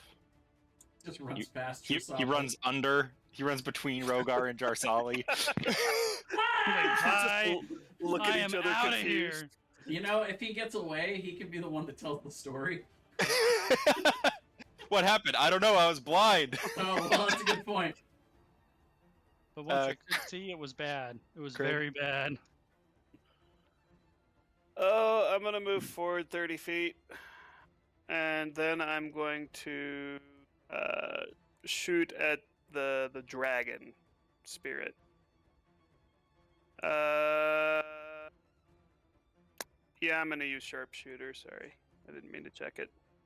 Oh, baby! Ooh, Lord. And I'm also gonna hit it with a trial by fire, which is half of my fighter level.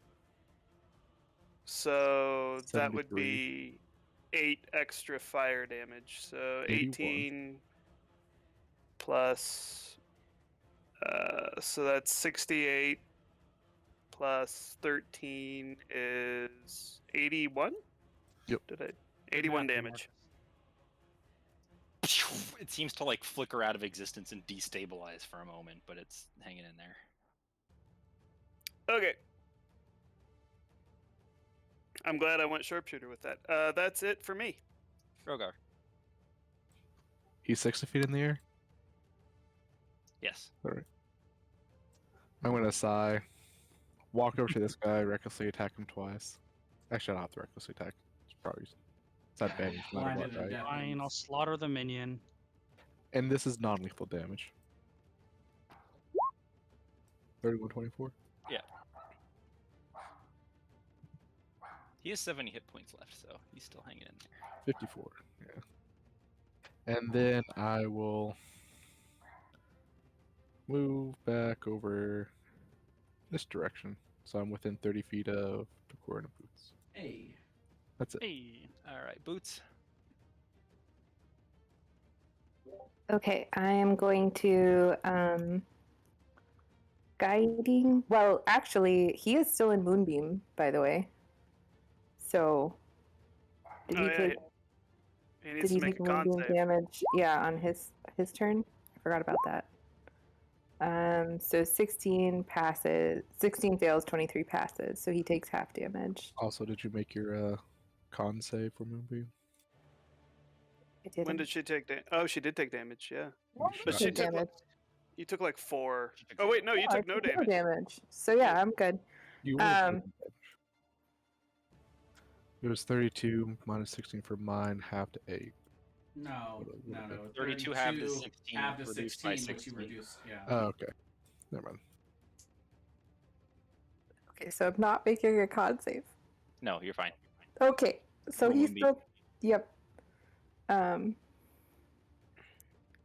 There it is. I have so many spells. Right? Oh, that's not as great. So 22, 23, whatever math. 23. And then I will guiding bolt him. Him meaning the dragon or the guy inside the dragon? The guy inside the dragon. Okay.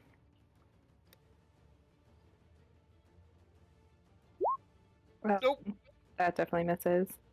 But Yep. I still have archer form, so 31 31 will hit. for 17. Okay. And that should Yep, be my turn. He will retaliate. Misses. Cool.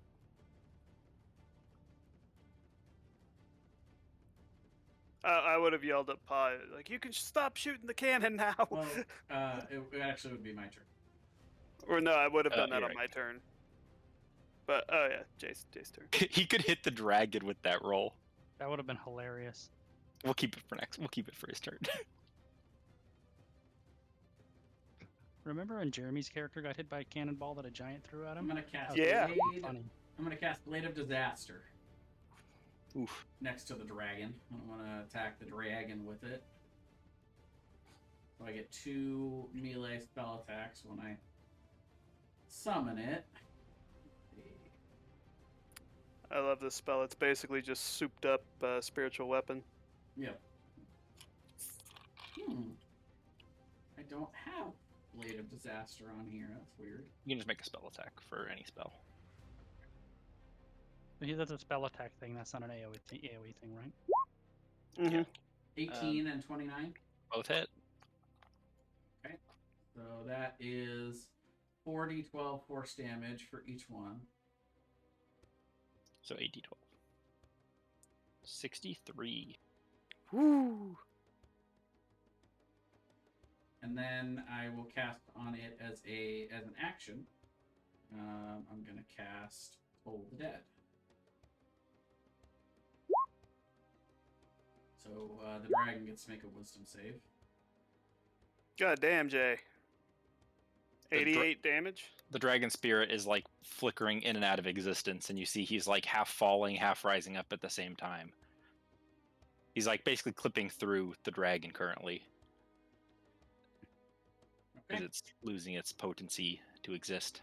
And And that then, then- as a bonus action, I am going to cast the same novice out of my. well, didn't Oh isn't no, never Toll the- mind. Toll the Dead Bonus the bonus action. No. Sorry, the Blade of Disaster was a bonus action. Never mind. Ignore me. Okay, and then Pa fires his cannon, which slams into the dragon. Oh, please tell me Pa takes down the dragon. Please. And Nordak starts falling from the sky as the dragon dissipates. The best thing ever. That is absolutely amazing. Does Nordak fall? He falls on his turn. Ma, you'll never believe this. These trees can murder this poor last Empire soldier wandering around in the fog. Oh, Oh my god. Yeah. That's what they were supposed to do. I was like, maybe Boots would take pity on him, but she's too far away. The trees won't. The trees will not. But did I close that? Darn it. I am the Lorax. I speak for the trees. Mess with me and I'll break your fucking knees. You know what I'm thinking of, Thomas, is the living forest from Mortal Kombat. Oh yeah. 13? Nope. Oh, he's still living. Well, you got 2 more that can move in and make attacks on him. You're right. Actually, all of them would have moved. Oh no. Actually, this one will go stand right next to Kryn and kind of provide some protection. Hey. It's like Genghis Khan when they would like tie a guy to a horse and have it run in separate directions, but it's tree trunks like wrapping around him. Go make another attack roll. Yeah, Pull 'em two apart. more attack rolls. He's dead. Okay, he's dead. Oh no. 12? Kryn just He's looks already over at Kryn looks over at that and just shudders. And then he just sees the other one that comes and lumbers up and stands next to him. Are Drasali. you gonna do that to me? I will. If it's not broken, don't fix it. Cast Psychic Lance at 5th level. Oh! So he can take no actions or reactions till the start of my next turn, and he takes 21 psychic damage. Oof. Well, now he falls 60 feet. That's my turn. Takes 17 damage and he's incapacitated. He prone? Yes. Damn. Rogar's eyes go wide. Oh wait, no. This counts as a melee spell attack. Nice. How far can you move that blade? It's a very good question. 30 feet. Can't reach him. Yeah, 2 turns. Next round, yep. He won't be around next round. Rogar's about to separate his head from his body. Empire Knight is booking it. Back the other direction. As he runs by, I'll tell him, "You can surrender and we won't kill you." He can't hear you. Oh wait, actually he goes this way. Yeah, he's deafened. Oh, well, I will still say it, but I suppose it won't matter. Actually, he would run... Wait, hang on. Would he run into Boots? I think he would just run in circles because he's so confused and scared. Well, I'm rolling a d4 to see which way he goes, and he runs into Boots. Hi. Oh, you can't hear me. He's just flailing at whatever's in front of him that he just touched that was fuzzy. To be fair, he should be scared of Boots. Kryn. Seeing as though one guy's prone and the Empire Knight is not, I'm going to shoot at the Empire Knight. Oh, Poor bastard. buddy. He became knighted for this. 25. Boots, he's standing there, like, frighteningly patting your head, and then his face just sprays into blood that goes all over you. Kryn is far away. He might have thought he was attacking Boots. Yeah. Rogar. And I'm going to move a little bit. I'm just going to move to right here. I'm going to stay in the fog, though. I forgot I was going to try something. You know what? We can just call this. I think this is a coup de grace moment. If you're taking Yeah, it. I think it is. He has those necrotic spikes sticking out of him, right? Yes. I was going to try and pull those out. Oh, yeah. I actually want to know what happens when you do that. Well, you guys did it to that one guy in the Order of Azure place as an experiment. There was like a one apprentice guy who had a shitty single one in him, and Rogar ripped it out and he died. Okay. How many does this guy have in him? Just one? He has 5. He has one in each limb and one in his sternum. All of the 6 guys have. All the resurrected guys have 5. I take it that would take 5 different checks. We can coup de grace it. He's stunned and prone. So, if he were to what's the DC on the check though? Oh, you just want to see how hard it would be? Yeah. Did I make it? The DC is that plus his strength. Athletics is -1 on each. The DC for him is 25. Ooh. So you would have One ripped of out those 4 of them. Didn't make it. You rip out 4 of them, and that does shock you with necrotic damage. Okay. If you want to keep experimenting with it, it is 4d6 per one you pull out, so it would be 20d6 necrotic damage. That's a lot of necrotic damage. Okay. I'll take it. He's fine with it. That'd probably kill me. And after they're all pulled out, he is still alive, but he's slowly decaying. It's like after it's all gone, they survive for a few more rounds as their body just wastes away and goes back to being just a corpse. So it's like he starts moving and writhing. He kind of looks up at all you. He goes, I didn't even get your names. And his body's like slowly tightening up, like going rigor mortis. His legs lock up. He can't stand. He reaches for the bow, but his hand fails him. It just locks around it in a death grip, and he can't move. And he just looks up at the sky and just goes. While he's doing that, I'm gonna reach down, grab his bow, and put it in his hand. Boots would say, "I'm Boots." I'm Boots. He would just, as his body just locks up from rigor You mortis, want to know our names? he's just going back to being a corpse, and he just kind of death grips his bow, looks straight up at the sky, kind of the last few crackling electricity bursts of lightning in the sky for Boots' storm, and ceases being animated. He is now just back to being a corpse. Can we ask you some questions? Oh, he's dead. You want to know what's going to be the most anticlimactic end to a campaign is when Pa accidentally explodes us right now. We're all standing Right. together. There's going to be one random cannonball that's like... Does Paul fire again? Unless you drop the fog. Yeah. he can see well, through the fog. actually, Mine. yeah, he can Yeah, see he's through the not. fog. Well, should we burn his body? Does his body stay, or does it like degrade or whatever? Yeah, I mean, they could- it's decaying back to the state it was when they recovered it. So it's mostly bones. It's like a few She- old bones. Boots will cast Produce Flame. Be like, should I just drop it? You want me? I'll drop it. She drops it. So you're She gonna, lights him on burn him fire. up. Yeah. I mean, they could revive him again if we don't destroy his corpse. He burns up until all that's left is the bow and the gauntlets he was wearing. I'll pick him up Oh. and take him over to Decorin. Yep. I would ritually cast Identify on them.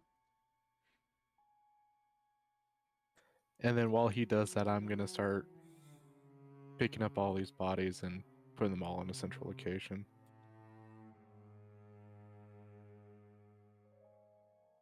Boots is gonna go Aw. chill with her trees. Darsali's gift to Rogar just went in the attic. Yeah, it did. No. Oh, it got hung up on the wall as like a mantelpiece. Of course. Did you show the bow? Yeah, Yeah. It's, that's it's under amazing. it's under the gauntlets. it's called Dragon Slayer. It just went away from me. Oh, That's a gnarly bow. That is an early bow. I think Okay. Boots should have it. So the real question He is is, the tank. Thomas, on the Dragon Slayer bow, does it still use the dex to hit, or does it use strength to hit, like the one I made him does? It still uses dex to hit. Oh, okay. So maybe it doesn't go then. Well, the only way you'd be able to use this bow is if you also were using the gauntlet. No, I think Rogar. Do you have a 20 strength? Rogar could use the Rogar could use. yeah, the I have gauntlet, 22 actually. strength. Yeah. Yeah. Boots is just wandering through all the dead bodies that she helped create. We did let one get away. Do we want to hunt him down, or do we want to let him go? We could capture him and send him back to the Empire with a message. That depends. Do we want them to know what happened, or is it better for the whole expedition to disappear? There is Or one we guy could- who got away, and he's no longer blind or deaf, so he'd be running away. Boots But will we- shoot it. We could catch him if we wanted to. Yeah, totally. Do you want to catch him, or are we just gonna let him That's go? what We- that's what we're discussing. We could. Well, we could catch him and send him back to the Empire with a message, or we could capture him and send him to the Alliance for interrogation. Yeah, I mean, either way, I don't think we want him to get away. I don't think he should go back. But I think he can live if he wants to. Hey, I do you don't think want to live? I don't think we should kill him. I think we should. He's useful one way or another alive. Is he a captain? He was a champion. Yeah, he's like one level below a knight. He probably won't know much, and I don't think sending a message is gonna make any kind of difference in this one way or the other, to be honest. There's so many dead people. This is going to be very fertile land here. It's a mass grave. I'm still grabbing them all and bringing them all together so we can burn them. It's just climbing her awakened trees and riding them places until they stop moving. Also, I'm also taking off any personal effects off of them. Are If those you have gloves attunement, Thomas? What did they say? I didn't look. I closed them. I think they did say. Yes. Okay, never mind. I was going to put them on just to help move bodies, but I'm gonna go give back Paw his. We could have weapon. swole Corin. I know. You and I had the same thought at the same time. you know, these Gatling cannons could be pretty useful for defense at the Trench. gutter. Yeah. Wonder if there's any way we can transport these back. This is only about a day or so out of the gutter. You could just send word like, "Hey, there's cannons out here if you guys want to come pick them up." Yeah. How much do they get? Yeah, that's a good way. Way? Except Pa would insist on keeping one. That would Paw be doesn't fun. get a vote. I think we can let him keep one. I killed a dragon. All right. Kinda. Sure Next you do, time, Paw. what if there's 2 dragons? I'll need a bigger gun. Beer Well, break. If we Listen, I'll make you a deal. You let me We'll keep that Gatling thing. I'll put it in my attic where the other cannon goes. And We'll the take the cannon. next time you guys fight a dragon in my yard, I'll do it for free. How about this? You can only man one gun at a time. How about you take one of the Gatling cannons, and then we take your old cannon and one of the Alright. Gatling cannons. All Deal. right, fair enough. I'm gonna need my Alright. pipe back, by the way. Yeah, I already said I gave that back to him. Take it, start smoking it. So, where are you guys from? I've I'll give Never- him some of my fancy smoking stuff so he can have some good stuff. Oh, thank you. I mean, really, I thought you guys were just like nice bandits. I wasn't expecting you to go and murder all those poor conscripts like that. It was a treasure to behold. I'm gonna give him a look, like looking at us, like frigging this, literally a fortune's worth of equipment on us, and like you thought we were bandits. My eyes ain't what they used to be. We don't get a lot of traveling folk around here. So is this stuff just free pickings, or? I mean, there's a lot of good steel here. Go nuts, Pa. Go nuts. To answer your question, I'm from the gutter, but as a group, we're kind of from all over. Oh, the gutter, yeah. Well, I guess I better send word to my family, get them back home. Guess I can start supper before Ma gets back. Pa's not the sharpest tool in the shed. Nope.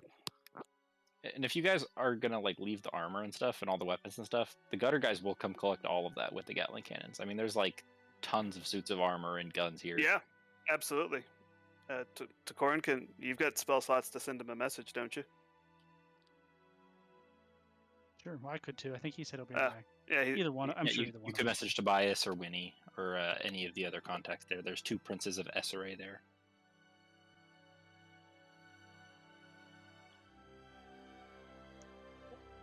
I think this tree wants to be on the other side of the river. You're just Did they mean- relocating the trees. Yeah. Did any of the Somewhere soldiers have in there. any personal effects on them? Yeah, most of them would have like pictures of loved ones or books or various religious symbols, things like that. I take any pictures or things indicating of a family and put them in a bag. I need you to be aware of where I put all of these trees. This is where they live now. Gotcha. In case we ever use this map again, that is where they live now.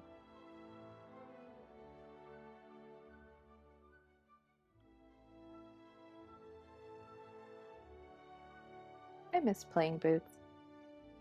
She's great. So we take the cannon, the Gatling cannon, the regular cannon, and all of those arms and armaments you leave out to be collected by the gutter people. And good job, guys. Took another one off the board. Yeah, did that go how you expected?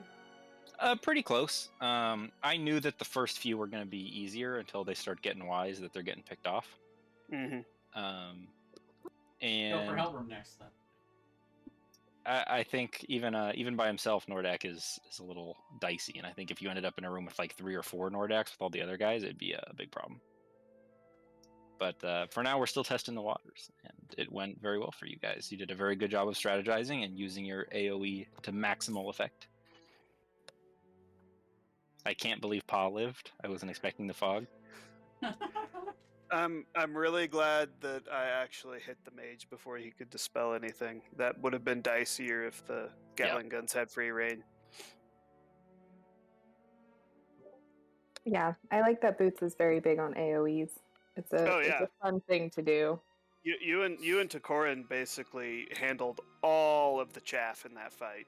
Just absolutely destroyed it. It was great. And that's like kind of the great thing is that like if I and Takorin can focus on controlling, and then like Rogar and Darsali who can do big heavy hitting punches can like get the guy that we care about, and like you as well.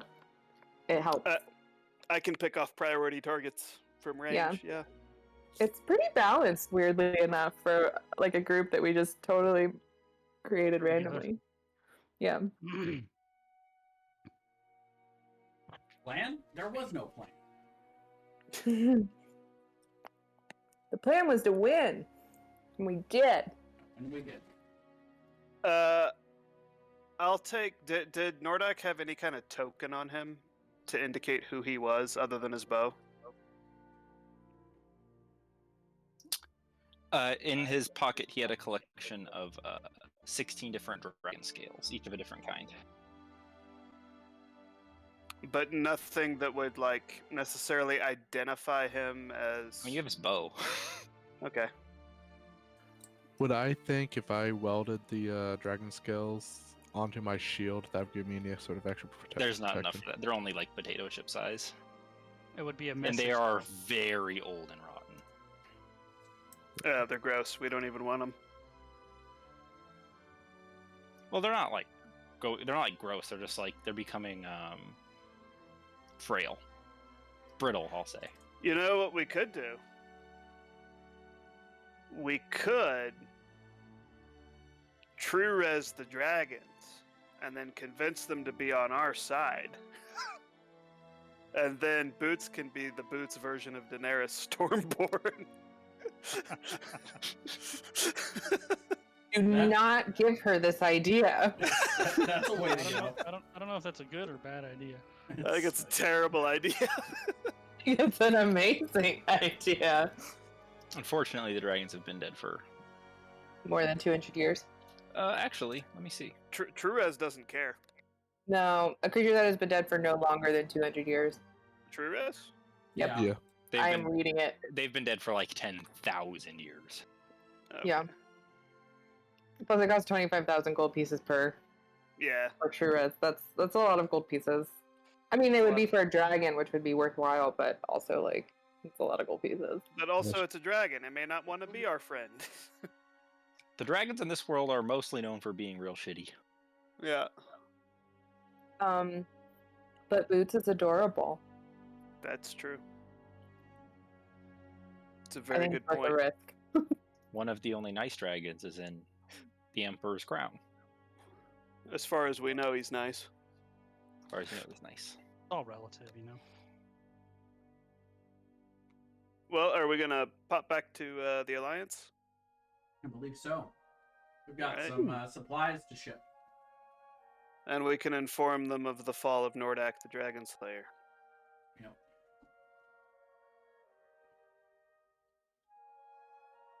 Would you guys like call a meeting with all the big bads of the Alliance and talk to them? Grin would, if no one else would, yeah.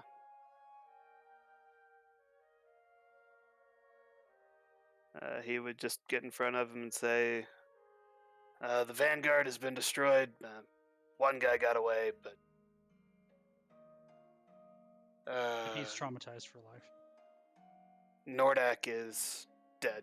We killed him. Again, he's re-dead. Rogar has his bow. We burned his corpse. They can't res him back. Kemp seems very happy to hear this, and he kind of says a silent prayer and then goes, "May Nordak pay for the rivers of dragon's blood he spilled." Yeah, sure. But he paid. Again. He's dead again. And Intish gives like a little half smile and just goes, "All right, good enough." And Rolf and Greysteed goes, "My congratulations. Truly, this is a monumental victory for us. Give us more time to prepare for the coming battle." Eska just kind of nods along happily, and Pierce has like a big smile on his face. He's like, "Oh man, you guys should have brought me." And Mara just looks like very contemplative, and she's like, "They will retaliate, no doubt." We also did capture a Gatling cannon or two, and informed the gutter that they should take it, use it to arm their battlements, and all of the equipment from the soldiers we left there for people from the gutter to collect. Well, I suppose this is time to discuss the long game then. When the Empire makes it to the gutter, I propose we have one of two solutions. The first, all of you stay. Battle alongside us to halt the Empire's advance. At least slow it. Or, while the battle for the gutter is happening, we send you into the capital of the Empire to assassinate the risen conqueror. Perhaps a bit of both. I really don't think there's much of a choice in the matter. You cut off the head, the rest is not going to matter. Well, it would be nice to take down one of the other champions first if we can. Of course. The issue that we have is that, while the Emperor will no doubt remain in the capital, Helbrim will be on the front lines. And I don't think that I'm alone here, and she looks at all the others, and saying that when it comes to you and our forces, we are vastly outclassed by your experience and power. I don't know if we could hold it without. I'm sorry, please. Is Special Forces girl there? Yeah. This meeting? I'm going to ask her to repeat that one more time. I missed. What was that you just said? Kind of gives a half smile. You're very powerful. Shut up. Anyways. It's amazing. I don't know if we can hold the gutter against Helbrim without you present, but I also don't think we'll have another opportunity to assassinate the risen conqueror again. At least not with Helbrim not at his side. It's a difficult choice as to where you think you'd be best. Ultimately, the only way we're successful is if they're both killed. Well, Helbrim can wage a campaign without the Emperor. He's done it in the past. In fact, if the Emperor's in the capital and Helbrim's fighting at the front, he is waging a campaign without the Emperor. What if we... Is it Cadron? What's his name? Is Cadron the grandfather? Gaston Cadron. Gaston. And Elwyn Cadron is the right. The grandson. Well, if we kill Gaston and then very publicly put the Emperor back on the throne in the city, in theory, he has no base of operations, no support, no supplies. It puts him in a very difficult situation. The question is, can the gutter hold long enough? Probably not. If he takes the gutter, then he can entrench there. The Empire of the Army is not going to entrench in the gutter. I think you're underestimating its size. If they breach through the gutter, they will roll over the Alliance uncontested. There's nothing we could do to stop them. Their army is much greater than even all of our arms combined. Even if they breach the gutter, even conqueror or no conqueror, Helbrim will raise this continent. There are too many troops for us to stop. Maybe what we do is we kill Helbrim and then teleport to the capital and kill the Emperor. The undead Emperor doesn't matter. I believe this entire conflict begins and ends with General Helbron. He is the only target. We have time. matters. We have time for the march to try to make a few more strategic attacks, but when the day comes that they reach the gutter, you'll have to be one of two places: either fighting with us, trying to repel Helbram's onslaught, or trying to cut off the head of the serpent, as it were. The other option is if we could kill that giant, the one who keeps them all living, we could eliminate all of the undead at once, but we don't know where she is, or how powerful she is, or what guards, or we haven't been able to scry or get a beat on her location. I think this is actually a good opportunity for me to share something with you regarding the giant. More properly, the giants. In our campaign to attempt to get the Small Folks Guild to join our side, we did discover that the Empire is planning on working with the giants. At least in some capacity. They are having armor built for the leader of the giants. And more specifically, the Empire has apparently decided to give them domain in the frozen north to repopulate, should they help in this conflict. I think this actually gives an opportunity for us to attempt to make a better offer to the giants to see if perhaps we could get the Forgotten One to turncoat and join our side along with the giants. I realize that this is a difficult ask. Over the centuries, the reputation of giant kind has certainly not gotten better than when they were overthrown many, many centuries ago. But if there's anything I've learned from the Alliance, it seems as though it's about inclusion and growth and peace. Perhaps the giants being able to come back into the world, that's their desire. If we made them a better offer of where they could make that happen and rejoin our society, perhaps they would side with us. All of our forces, plus the giants, plus the secret weapon we have with the Emperor, we almost start to look like the winning side. It'd be a tough pitch. Even if everyone in this room could agree to let that happen, and that's a big if, we'd still have to bring it to the Nexus.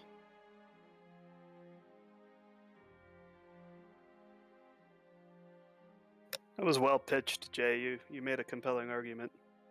Thank you. There's varying opinions about this, but Rolf and Greysteed would kind of pop up and say, even if that's something we wanted to do, the mages numbering 8 have forbid the giants to leave their island. We'd have to contact them in their home, and it's quite a journey.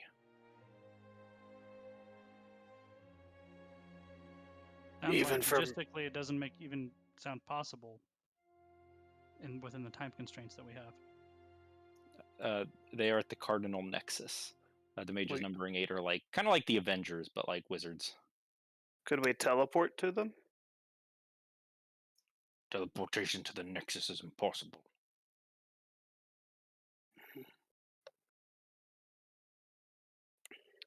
How long would it take to send word to them?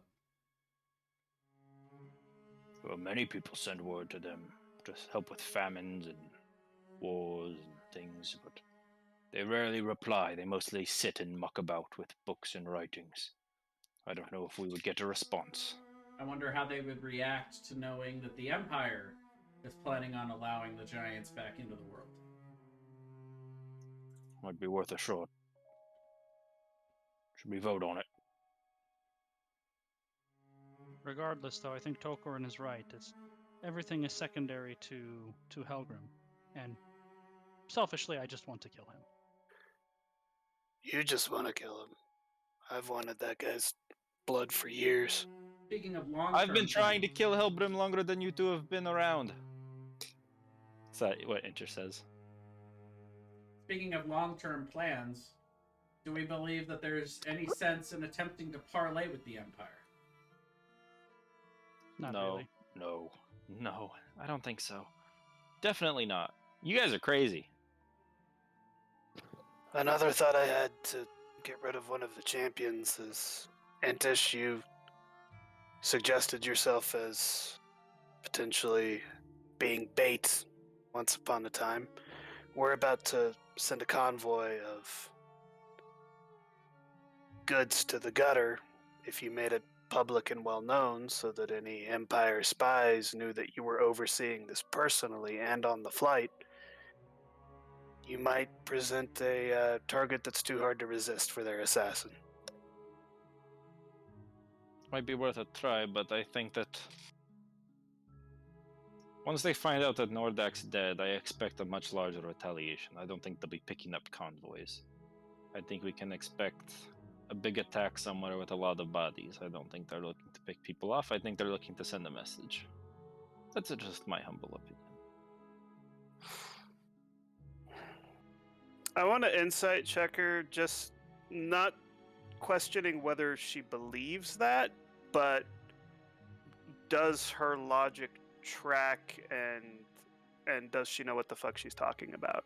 Sure. 19. She seems to think that she knows Helbram really well. At least that's what she thinks. She knows Helbram really well. Whether or not she does or not, who knows? But she studied him a lot, and her opinion is that he will be acting emotionally rather than strategically, and his plan will be to do something big in public that is really bad PR for the Alliance. Like, it's really bad PR for them that their whole convoy got wiped out by 5 guys. Well, they don't know how many guys wiped their convoy out. The guy who got away didn't see shit. But they can assume They can assume that the people picking off the broken heroes is, you guys had some part in it at least. Also, I forgot to mention that Boots is still, I believe, casting Dream every night on Helbram. Well, Entish, where do We'll you make a think lot of they'll? rolls later. Do you think they'll hit? Do you think they'll hit the Alliance directly? Do you think they might try to attack the leadership of the gutter?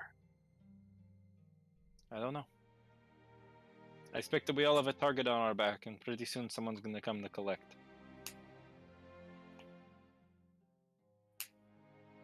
If any of you have loved ones or friends that are in hostile territories, or perhaps in isolated areas, I suspect that you get them under guard quickly. We should warn Winnie and Tobias. They are in the gutter. I suspect they are constantly ready for attack. And the gutter, while you've been away, has been converted into a fortress. If they're not safe in the gutter, no one's safe anywhere.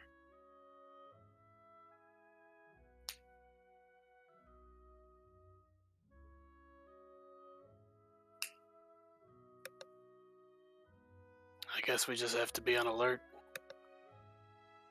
They say they were going to vote on whether or not to pursue the giants. They said there's no point in voting on it because the mages numbering 8 would not allow it. But we may reach out to them. Yep. Okay. Perhaps if we end this before the Giants can get involved, we can negotiate with them after the fact.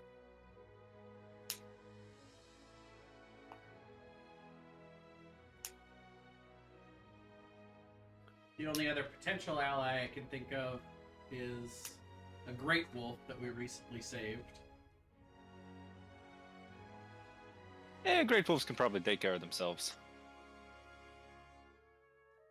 Well, I think Decorin was thinking in aiding the war effort. Hesperin. He did actually have one other Ulfred Hulk that he was looking to free. Maybe if we helped him, we could add 2 great wolves to our number. I don't know all of those words, but if you have a great wolf that would help us kill Helbram, then I am offended you haven't called them already.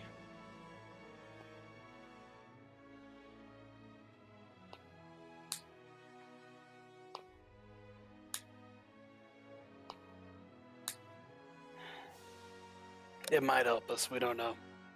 I'll reach out. Hesperin? Hesperin would say, I've just made it north. still must seek my cursed brethren and free them. And after that, I must find my old friend. If we I'm helped you sorry. on both accounts, would you consider helping us? I'm afraid it is not. This is a different world than it was when I became tainted. I don't know much about the ongoings of the outside world, or wars, or politics, or kings, or rulers, or who is kind and just and fair and who is not. It would be irresponsible of me to lend myself to one side of a war, not knowing the motivations or inner workings of either side. One dude's undead. Does that matter?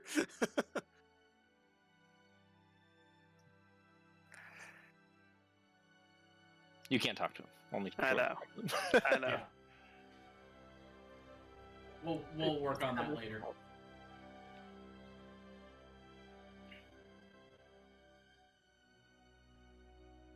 When I said I reached out to him, I will reach out to him. I didn't mean like we have to do that right now in the middle of sure. this meeting.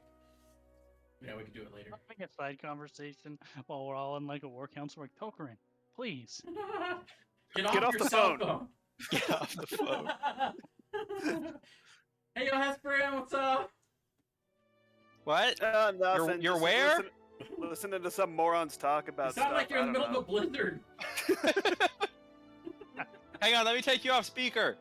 know. Here, let me put you on speaker so everyone can hear you. Takarin! Anyway, Well, unless So- there's anything major you guys want to do. I would want. Go ahead. See, can Winnie cast message? Do we know that? Let me look. Or does she have someone near her who can cast message? Nope, and nope. I mean, I can cast sending to her. Well, or the sending. That's what I meant, not message. If she could cast sending, if she was under attack, we could just like immediately like teleport there, right? But if she can't, then we can't. So do we think the gutter is more likely to get hit or by the assassin?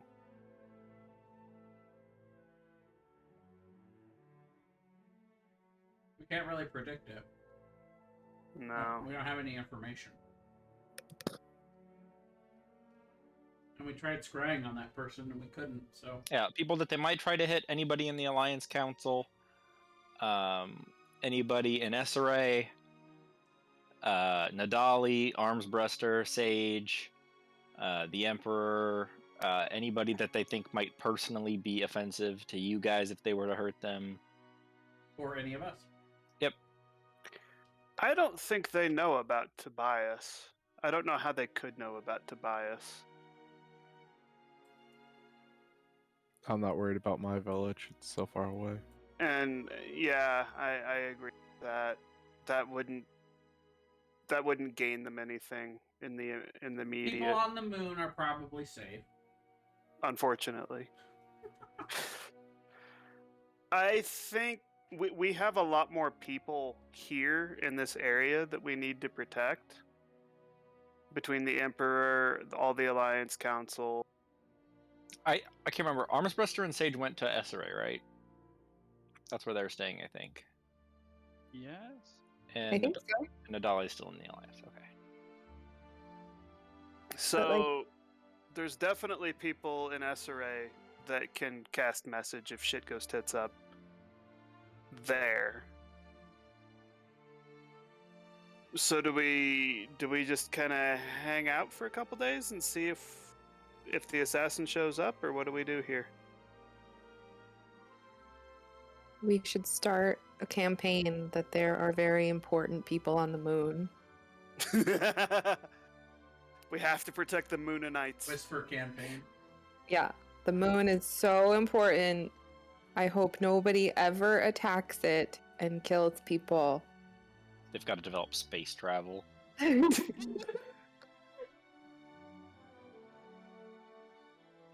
Empire started putting all their points in science. It's really weird. Is the Empire going to strike back? Oh, That's the Wow. same thing I was thinking.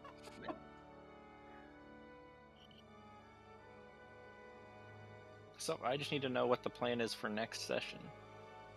Or if we would like to be, just see what happens. If no one has anything specific they want to do, we're going to time skip a little bit towards when the Empire begins their march through the Borderlands. Well, I definitely want to pursue whether or not at least trying to contact the Giants is possible. Like, You want to contact the Giants?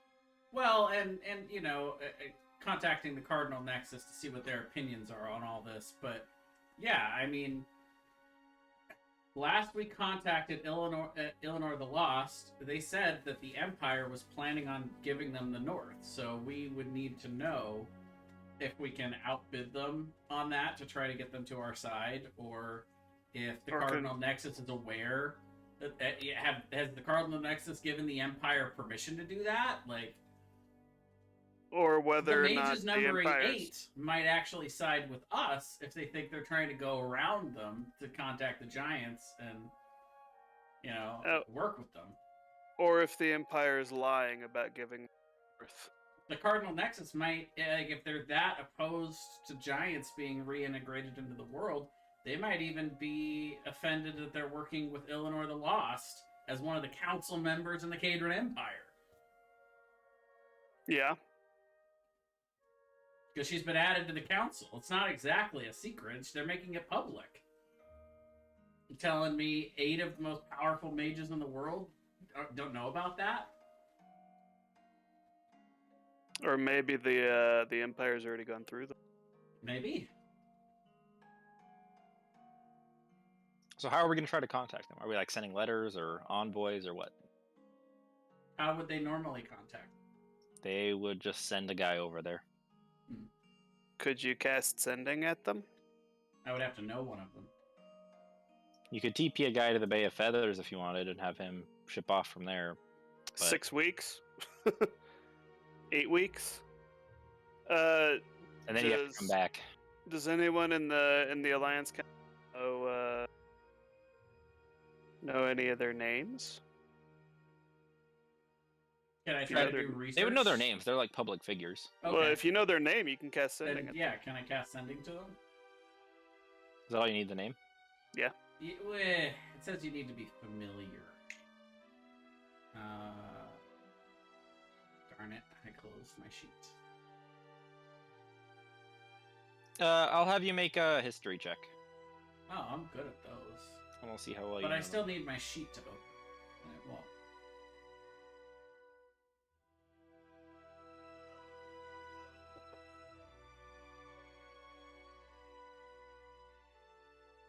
Roll 20, it's unresponsive. No, there we go.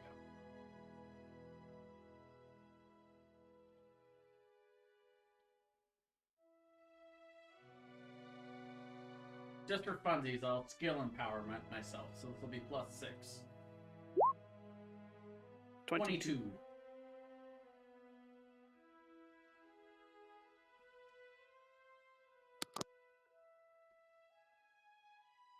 Sure.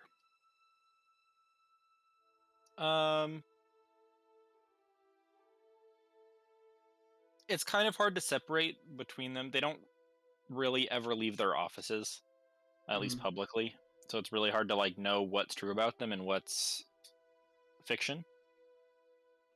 But I will give you the names of the current mages numbering 8.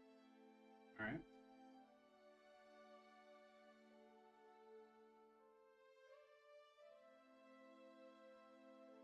Well, first thing I would ask, I would basically close my eyes and, well, no, you know what? I'm going to cast Evade because she's the head of divination. I'm going to ask if, well, first of all, I'm going to introduce myself. I'm Takoran, rightful Lord of Coin of the Cadron Empire. And I would like to know if they had given permission to the Cadron Empire to reinstall giants into the world and allow them off of the Kingdom of the Last Dragon's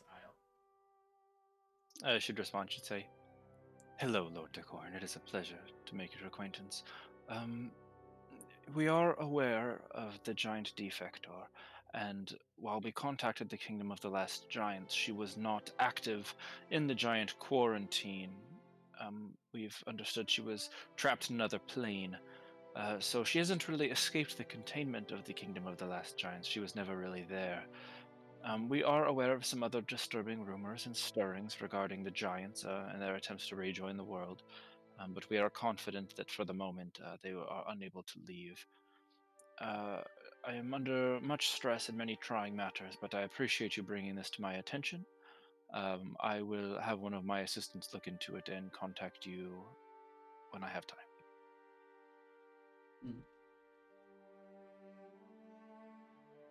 I would just simply message back all of the information that we had on Eleanor the Lost being added to the Imperial Council, and all of the evidence we had gathered in the Valley of the Small Folk regarding them working with the giants, and including building a set of armor for their leader.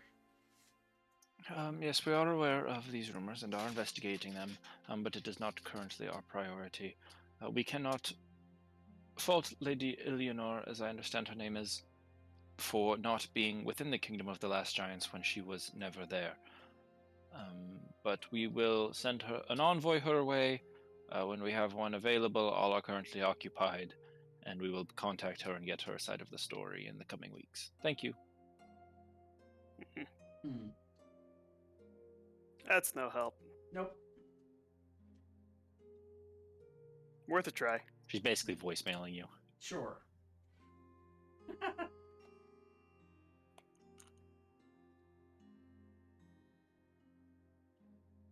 You just need to annoy her. Spam caller. Hey, it's me again. Look, where are we at with the whole giant thing? Just like Thanks. once an hour. Burn a spell slot to messenger. I mean, there's a very good reason Boots does not have that spell. I'd like to use my level 9 spell to send sending. No. Jarsali, you don't know that spell? Can you use your wish spell? Can someone use wish to do sending?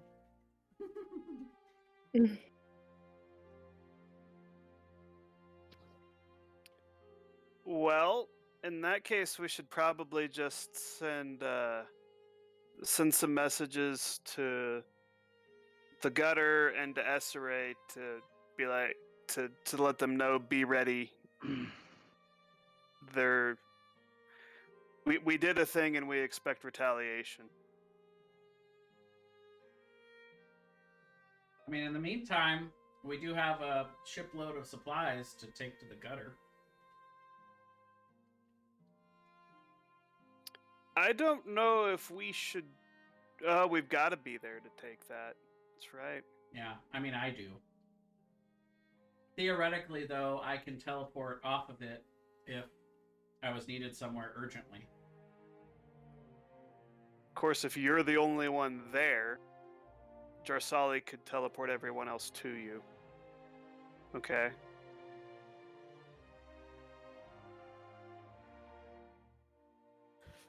Do we know if the Empire has anything capable of flying their troops? No, they don't. Yeah, not that any of you guys would know about. The only way they'd get on the airship is by teleporting to it. Can Helbin fly on his halberd? He can fly. He can definitely do that. Yeah, he can just Superman fly. 100%. But if he goes up there alone and we all teleport in, we kill him, and he knows that. I mean, from what you guys saw of Helbern, he'd probably just fly through the whole of the ship. Right. Yeah. But if he does that, he'll be isolated, and we'll have us versus him. True. That might be okay right now, honestly. So if we do that to Corin, let's say, because there's 5 of us, would like Takorin and Rogar go on the ship and everyone else stay behind to kind of be ready in case there's an attack here. And we have message on both sides, or sending on both sides. We have teleport on both sides. So if Takorin is in trouble, he can sending Jarsali. We can all Trying to teleport. play too defensively, to be honest with you. They can attack us in 3 or 4 different places. We can't cover them all. That's true. I say we all just go on the ship, fly to the gutter, and see what happens in the next 3 or 4 days. Does we should plan on being in the gutter, though, I think, to defend for when the army gets there. Well, does the Cadron Council have any, or not the Cadron, the Alliance Council have anyone who can cast sending to us in case they Save need a help? dolly. Okay, so Nadali could cast sending to us, and then we could teleport off the ship if the assassin shows up, and then teleport even back to the ship, assuming we don't burn all of our spell slots. The Alliance's concern for like the next 50 days is do nothing, build bigger walls at the gutter. That's their whole game plan for the rest of the war. Well, for each 500 gold diamond they could round up for me, I can cast a mighty fortress. Can you have multiple of those? Yeah, they last for 7 days. But if you recast it, if you recast it every 7 days, it stays there. And if you cast it for an entire year, it's permanent. But that's how much diamonds they have access to, I guess. I guess I'm worried about the assassin lady killing the entire Alliance Council. Sure.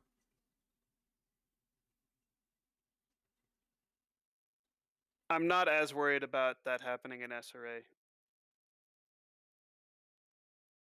Because I think SRA is more... Their mage can teleport anywhere. True.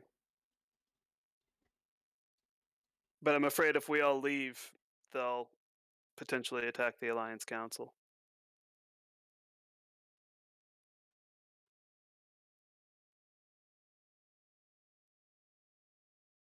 I think we just get on that ship, fly the supplies. And if shit starts going down at the Alliance capital, we I have imagine Nadali we get a message us. message. Yeah, I'd like to think. I mean, Boots has her awakened squirrels there to warn us. It'll be fine. This is true. Actually, I Her think what spy network. would be really hilarious is if Boot gets like a potted tree and takes it on the airship. Yeah, and just like puts it on the airship and is like, well, now I can transport via plant. And it's awakened, so if anything happens, tell you what, can tell people. Here, I do have one idea for an early warning system. Okay. Takorin can cast sending, and there you go. And he's in the study, which currently has a mirror in the Alliance and a mirror in SRA. So I'll have him every hour come out of each one and just check in. And if something weird's going on, he'll let us know. There you go. I like that. It covers those 2 spots at least. And then we'll go wait in the gutter. Yeah, I like it. Does Takorin not need to sleep? Oh, yeah, but... I don't know, does he? He's a simulacrum. Yeah, he sleeps for 8 hours, just like anybody, I imagine. Though, time passes faster in there, so theoretically it's only 6 hours that he's asleep while he's in there. They probably also has to check every like 45 minutes. Yeah, for him it's 45 minutes. Yeah. That would be so annoying. Like if every 45 minutes you had to get up and look out the door. For him, wouldn't it be an hour 15 or hour 30 for him? Because it's faster inside. Yeah, because it's faster. No, but he would be coming out every 45 real minutes because he thinks it's an hour. 45 minutes in our world, not right. Time is weird. Time is a weird soup. Time is a soup. So we're gonna get on the ship and fly supplies to the gutter? Yes. Yeah. That is the plan. And we've got Takorin playing lookout. Oh, and hypothetically Nadali too, just in case some shit goes down at the Alliance or in SRA. Cool. Well, then that's where we'll pick up next session. sweet. Glorious. Has Two And you guys can level to 18. Nice. Has Two Corin done any research? Been able to get any research done about the sword? It would have been like 10 days that have passed. Right? Have him make a history check. There's Two Corin all the way down there. Also, I'd be training the Emperor every day while I can.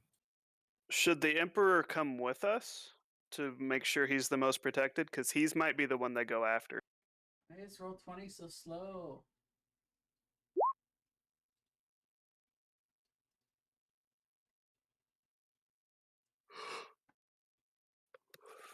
I'm This fine with is- bringing him along.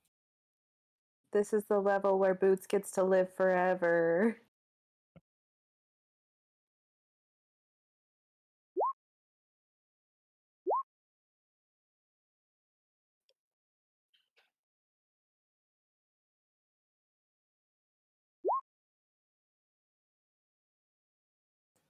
Do we reroll twos?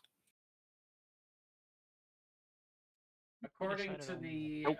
according to the house rules, we reroll ones and twos. Oh. But that's Oh, just you what's said written ones in the and twos? house rules.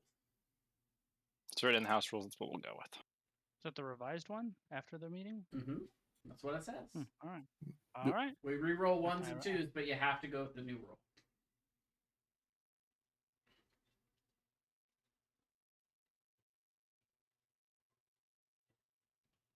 I only know that because I'm using all of those revised rules for my other groups.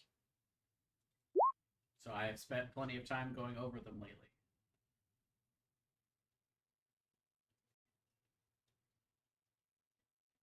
Man, our music petered out a while ago.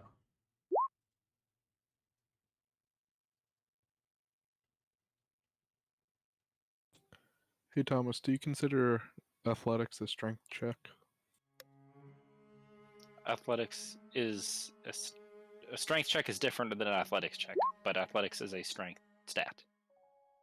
So that does not apply to athletics then? No. Okay, just make sure.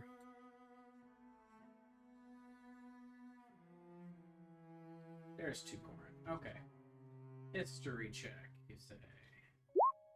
16. He finds out a little bit about it. Chill Tongue is one of the blades of elemental chaos. They are several blades created from a long dead deity called the Mouth of Chaos. And when it's died, its tongue was split into several blades. The Chill Tongue, the Flame Tongue, the Spark Tongue, the Grave Tongue, and the... there's another one.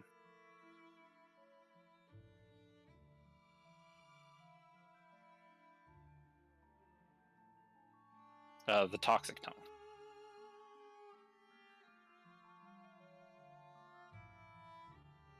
Any idea of how to remove the curse? To remove the curse would require casting... What's that spell? I have it somewhere in these notes.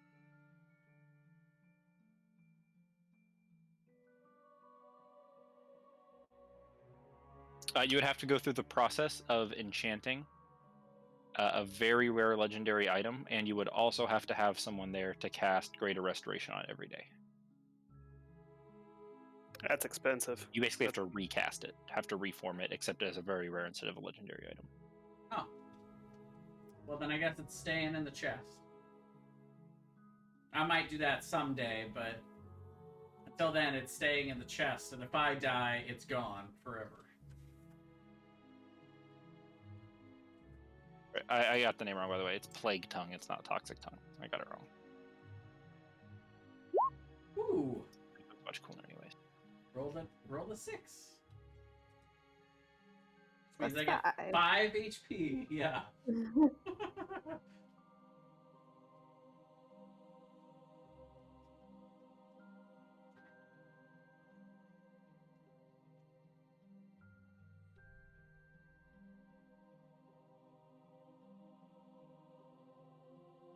Corin will be excited to know that Boots can now cast spells in all of the beast forms she takes. Why me in particular, I wonder, though? Because she's a ranger. Oh, okay. Right? She is a ranger. I'm pretty sure. She just cast Ranger Storm. You are just going to wake up one day and be like, Boots, why is there a storm on the moon? And it's like, don't worry about it. I was talking about what storm?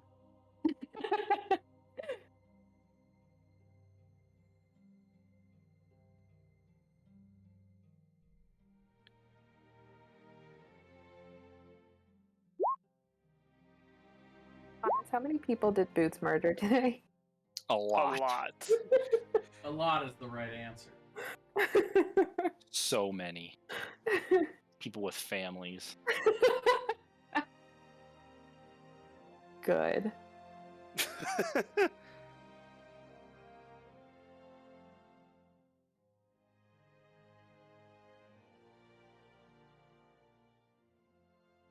She'll take that back to the moon.